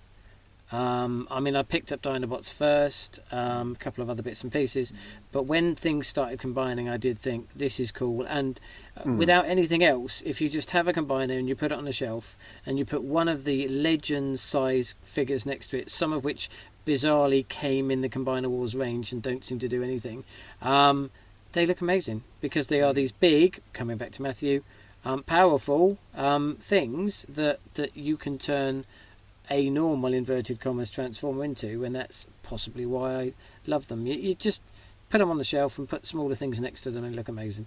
Yeah. So I'm going to go off now. Thank you so much, Ralph. Really appreciate your contribution, and thank you very much. Have a great night. All good. See you, kids. See ya. Yeah, no. Oh, so Enigma of Combination is good or bad for the franchise and for the fiction? Bad. I think it's they just- need to. They need to do something original for combiners again. I mean, I think it's just a good excuse to like, well, anyone can combine, but the ones which are going to combine are the ones we know we can sell repaints of. I'm picturing it in the Scooby-Doo format, like the meme of the Enigma of Combination. Let's find out who you really are. And you pull the cloth off and it's like, it's just more repaints. Yes. Yeah, absolutely. Which, to be honest, we do love a good repaint. I mean, we were frothing a couple of episodes ago about how good G2 Menasor looks with a whole repaint. And Importantly, though, I don't have a G1 Menasor, so that's fine. as long as it fits with your collecting. I'm not buying a toy that I already bought. Yeah.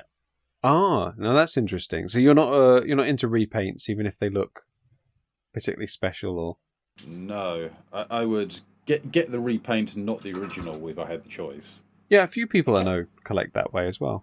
I think it can be done well. I mean, we mentioned Victorion earlier on, and the paint deco on that is, I think, just it's quite divisive, right? Is that the one that's a sort of drab minty green and a slightly drab red? Yes, yeah, which is like the least appealing color scheme you could ever have chosen, and then they've just smothered it all over the top of it, and it's just disgusting. However, if you go with like a majority black color scheme with some bright neon pops here and there and some bright yellow and pink and nice silver kind of torso going on there, then you've got Megatronia, and that's an incredible figure. And so I had the opportunity to get that a couple of years after she came out, because obviously she was like a Japanese release. I managed to get that off of one of the guys on the boards. It's an incredible figure. Love it. An amazing deco. But it completely transforms it just from what I would never have picked up otherwise. Wasn't the running joke in Combiner was that everything was a repaint and retool of Silverbolt? Mm-hmm. That's a running joke to this day. With some justification. Absolutely. Yeah. Do you know that Ectotron is actually Combiner Wars Onslaught? Actually, for real, yes. Yeah. Yeah, genuinely. Yeah. Well, I like a combiner where there's no coordination in the colours. No, I like one where they're all unified. I love Rail Racer. Love Computron. It was all red and orange. Yeah. I think like you can have different colours as long as they're complementary. Yes. As long as they kind of work well together. It's got to that's work fair. on the colour wheel. Yeah. I want either a unified design figure or I want a Megazord. Yes. Yeah. Exactly. The new Bruticus is giving Megazord styling, really, isn't it? With the yellow leg, green leg, and I think New Bruticus, there's just an element of every colour being slightly washed out, almost to exactly the same degree, that gives that figure that overall vibe of just a bit tanky. Yeah. A bit kind of ready for another fight. Quite like it. You're not wrong. I was impressed that the Onslaught elements of it that hide when it becomes a robot or a truck. There are elements of it that have the colours of the limbs. I think is absolutely brilliant. That's nice. Yeah, so do we want to talk about combiners as characters? Because do the combiners have characters? The combiner gestalt does, often. Do combiners have characters? And do the members of the team have characters? I think a better question for everyone here is, should they? Yes. Yes. Like, what's your personal feeling on it? Personally, Ooh, I three feel yeses. like, Yeah, they should do. And like, I love the way that you do get these individual characters and then they merge together, and then the result is, who knows? It could be just complete chaos. They could be arguing. You could have like some members completely hating another, and you get that kind of leads to this kind of instability in there. But it feels to me, among like all the major like G1 combiner teams, each one has maybe one character who people know and has his own characterization, and then everyone else is pretty much interchangeable. It's just they are an arm or a leg. Yeah. Like Yeah. Swindle, everyone knows he's the wheeling dealing kind. Yeah. Silverbolt, everyone knows he's the guy who's scared of heights. Yeah, I think aerial bots particularly suffer from that part. I think Silverbolt. Devastator. Yeah. I think the Constructicons have no separate. They are a team, and that's the end of it. They're all just punchy dudes. Yeah. I mean, you've got this is the chemist, this is the demolisher, this is the that, but it's not like the only combiner I can think of that had like a story was Ambulon in IDW. Oh no. I personally really like the idea that when they're combined, the combiner is an entirely separate character to all the ones that make him up. But also, I like the idea that there is some element of the voices of the individuals in that character. Sure. Because I'd love. I don't know if there is a story, but I'd love to see a story where 5 bots combine and the combined form does not want to go back. So maybe maybe an arm tries to get away and regain its sentience and is pulled back in by the greater form because you have a combiner that doesn't want to fall apart. I'm thinking a little bit, if anyone's watched Steven Universe. I was about to say that's very Steven Universe. No, I was actually thinking more Tuvix, but hey. Yeah.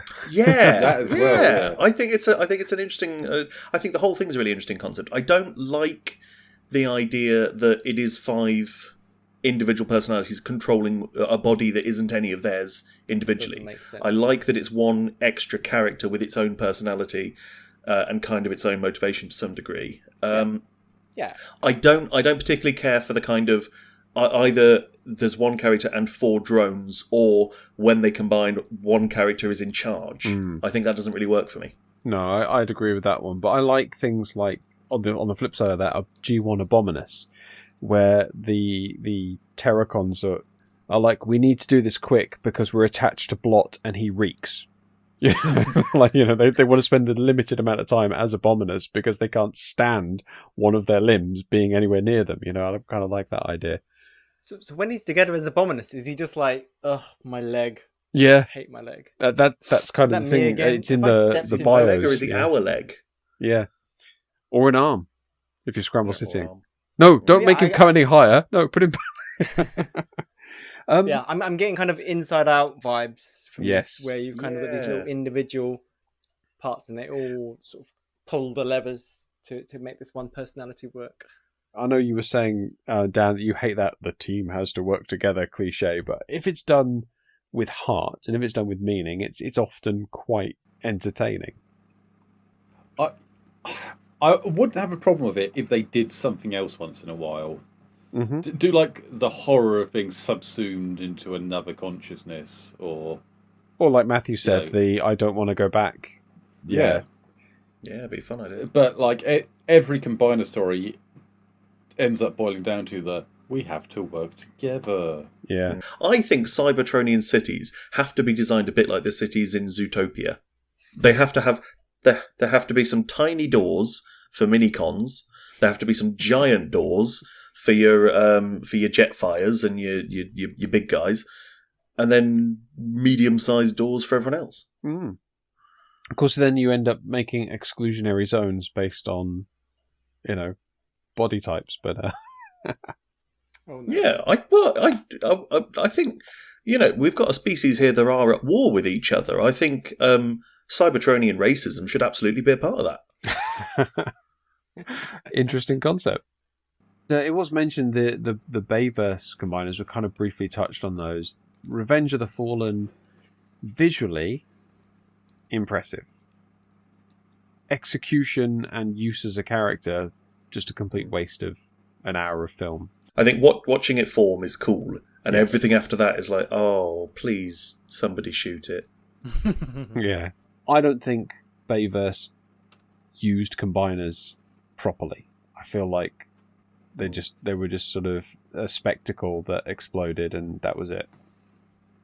Yeah. And I don't even want to revisit Dragonstorm. No. Yeah. No, absolutely. So, who did combiners best then? I want to say 2001 RID.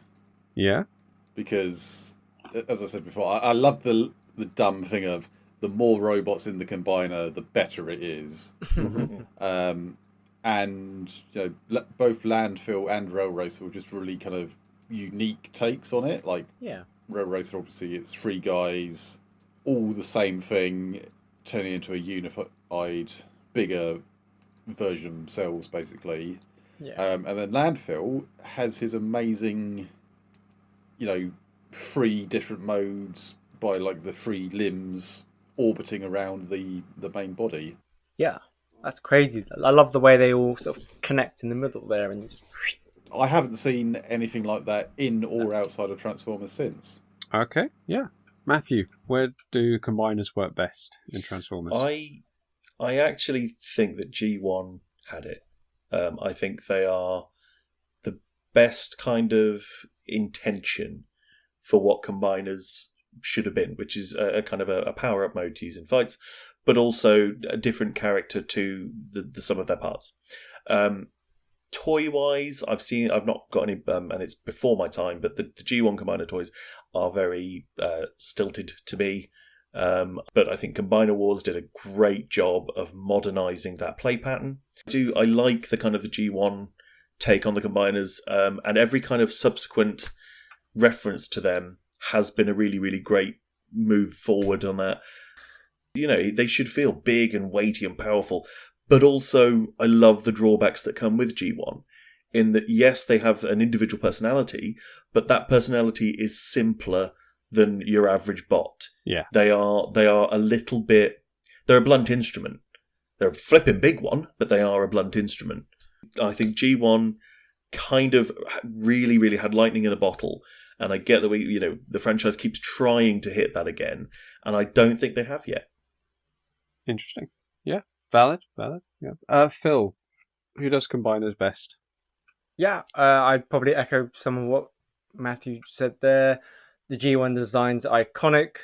You just can see how they've sort of refined that through the ages, looking at Combiner Wars and onto Legacy. And, absolutely loved Combiner Wars, just so reiterate what I said earlier on. That Scramble City, honestly, I think apart from Computron and Victorion, I've got a version of every single Combiner, plus all those KOs that were available, the Tutti Frutti random coloured ones. They're all mixed into there, and it's just so much fun. Honestly, I dove in headfirst to Combiner Wars and just absolutely submerged. I've got like custom versions of different combiners. I've got like a Megatron combiner that's basically the torso is made up of Lord Straxus, just because of that old G1 comic, and it's honestly it fueled the imagination no end. But that being said, the new Legacy ones are really scratching that perfect balance between those iconic G1 characters, the toys that I was familiar with at the time, and that toon aesthetic. They've really nailed it, and this is like the definitive one, and I can stop until 10-15 years later when they release another version. Yeah. No, I'd agree with a lot of what you said there. I'm not as big a fan of Combiner Wars, but the Legacy stuff and the good stuff going into Age of the Primes has been amazing. I think who does combiners best, for me personally, from what I've seen of media and things like that, is Cybertron. I think that genuinely Unicron Trilogy Cybertron combining is such an interesting use of the gimmick. A, to sell toys really well, but B, to sell the development of character relationships, because there's a whole thing of like, we have to combine, and then somebody will yell out, we've never done it before, will it work? And somebody says it has to, and it's all sort of hinging on can we do this ridiculous thing that our toys definitely can do, but Believe in yourselves. That's it. Yeah, absolutely. Have guts and hard work. Yeah, totally. Or just accept that you're going to be a fist and Optimus is going to slam you into somebody extraordinarily hard for like 20 minutes, that sort of thing. But no, I really like the whole Cybertron thing of there are multiple bots that can combine with Optimus for different situations. And then Megatron gets jealous, and so he wants his own lion to attach to his arm, and that sort of thing. It becomes a sort of, a one-upmanship going on between them. I really like that kind of thing. And the toys themselves look fantastic when they're combined as well, because you've got is it Jetfire that can combine with Optimus, and then there's a Wing Saber, I think, as well in Cybertron. Am I getting that right, or am I mixing my... Yeah, the Wing Saber combination is... Wing Saber's Energon, isn't it? I think it might have been. Energon and Cybertron. Yeah. I think that's fantastic. I think that about wraps it up for combiners, unless there's anything people particularly would like Shall to we mention. quickly hit who did it worst? Oh, do you want to end on a downer? Who did combiners worst? That's interesting. Does it- That was a great fun. Does it have to be a Transformers line? Because otherwise I think I might have a winner. Oh, no, go on. Let's throw shade at someone else's franchise. Yeah. So, Autotech, Autotech.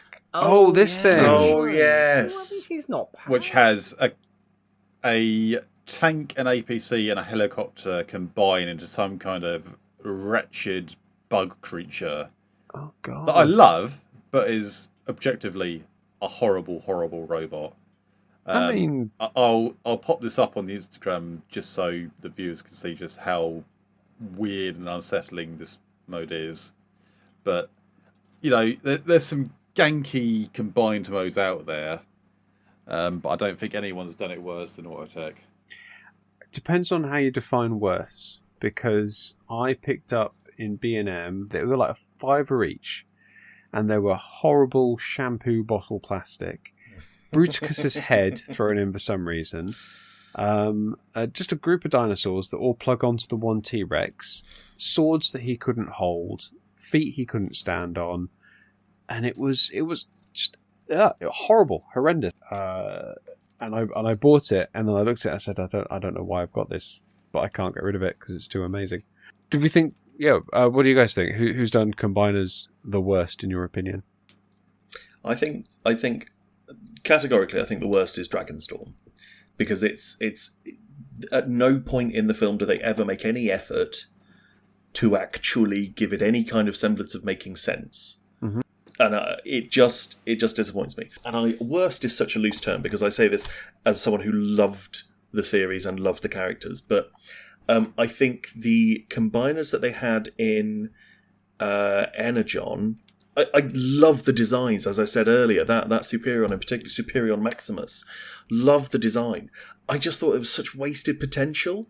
Like, I wanted more from those characters, because they had a really mysterious beginning as being these kind of ancient beings, a little bit like the way Omega Supreme is often introduced.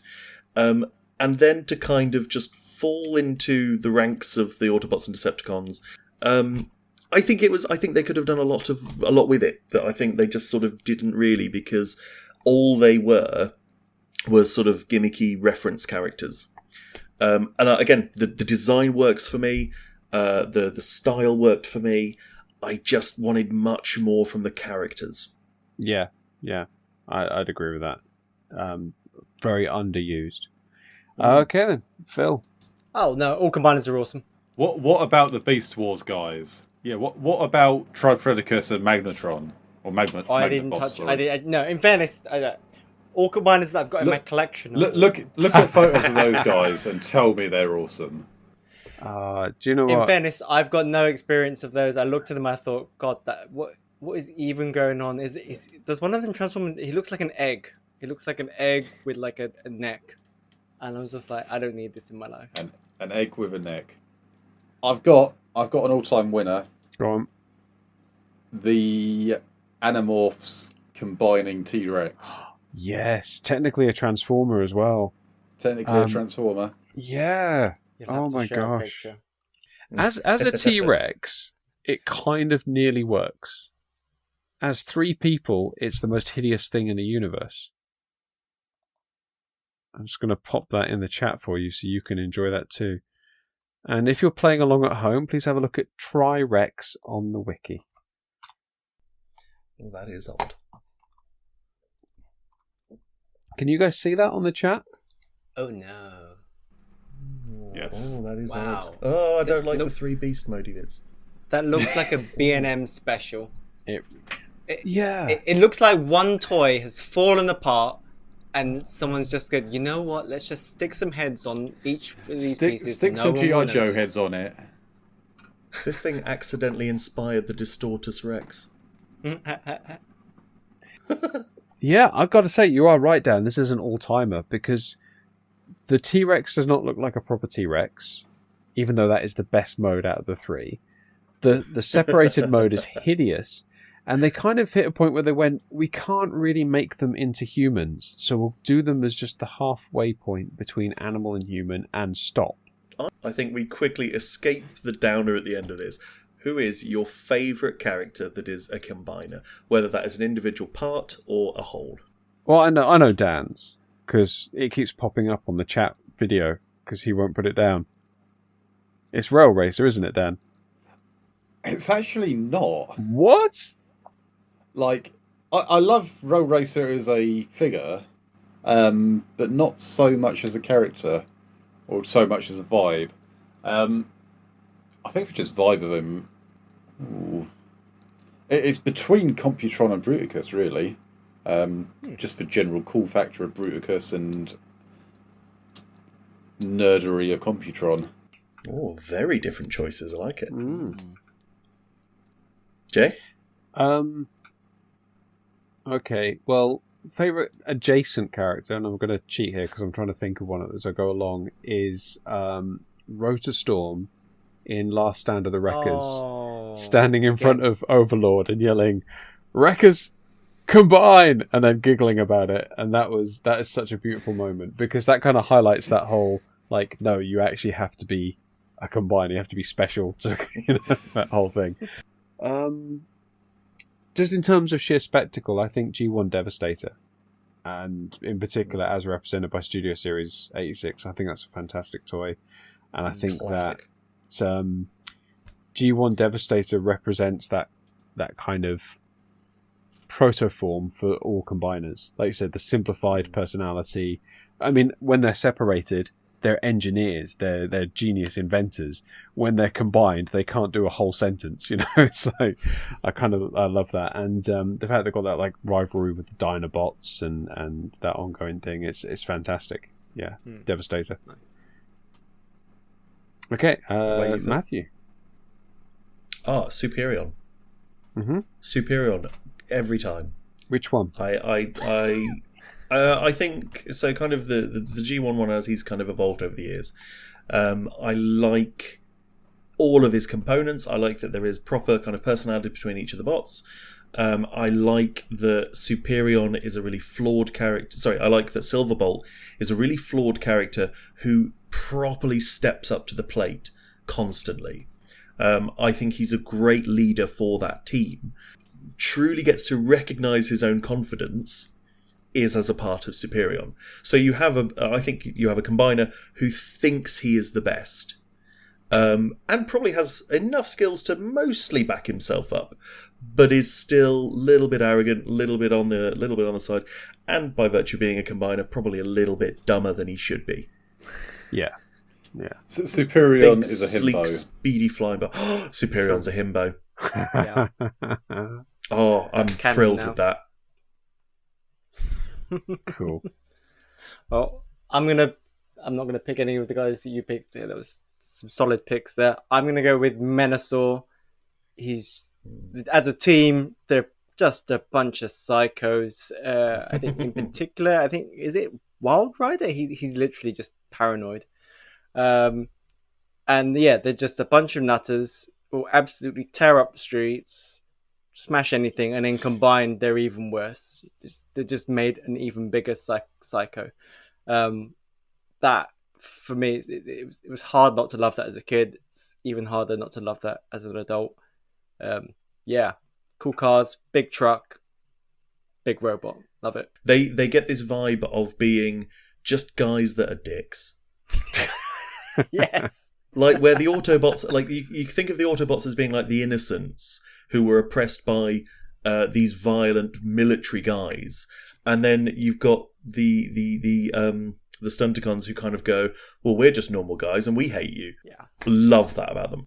I feel like they always felt to me like they could go toe to toe with the Autobots because it's like just cars v cars. It feels like you're drawing a lot from the comic book representations of the characters Oh, there, because 100%, where they got to like breathe and to be more, more 2-dimensional than they were. Thank you very much, guys. I think that just about wraps it up. I think we've said almost all there is to say about Combiners. They are both brilliant and terrible, much like all of Transformers. They run the whole spectrum of the franchise. And thank you out there to the fans who are listening. And please keep sending us in comments, sending us emails, connect with us on the socials. Dan and Phil in particular have been doing great work on our Instagram with some amazing photographs. So look forward to more of those with Phil has been doing amazing photographs. I have also been posting pictures of robots. I've been teaching myself about reels. I feel like I'm down with the kids. Yes, it's excellent stuff, and I'm looking forward to seeing more of that. So you can reach us on email, fanstraumas@gmail.com. You can get us on Blue Sky. You can get us on Instagram and Facebook. Just look for Fans Traumas. So just for me now to say thank you very much for sharing our traumas, and we'd like to hear about yours. So tell us your favourite Combiners and why we're wrong about ours. Absolutely, yes. So thank you very much, guys. Take care, and we'll see you next time. Cheers. Bye. Good night. Bye.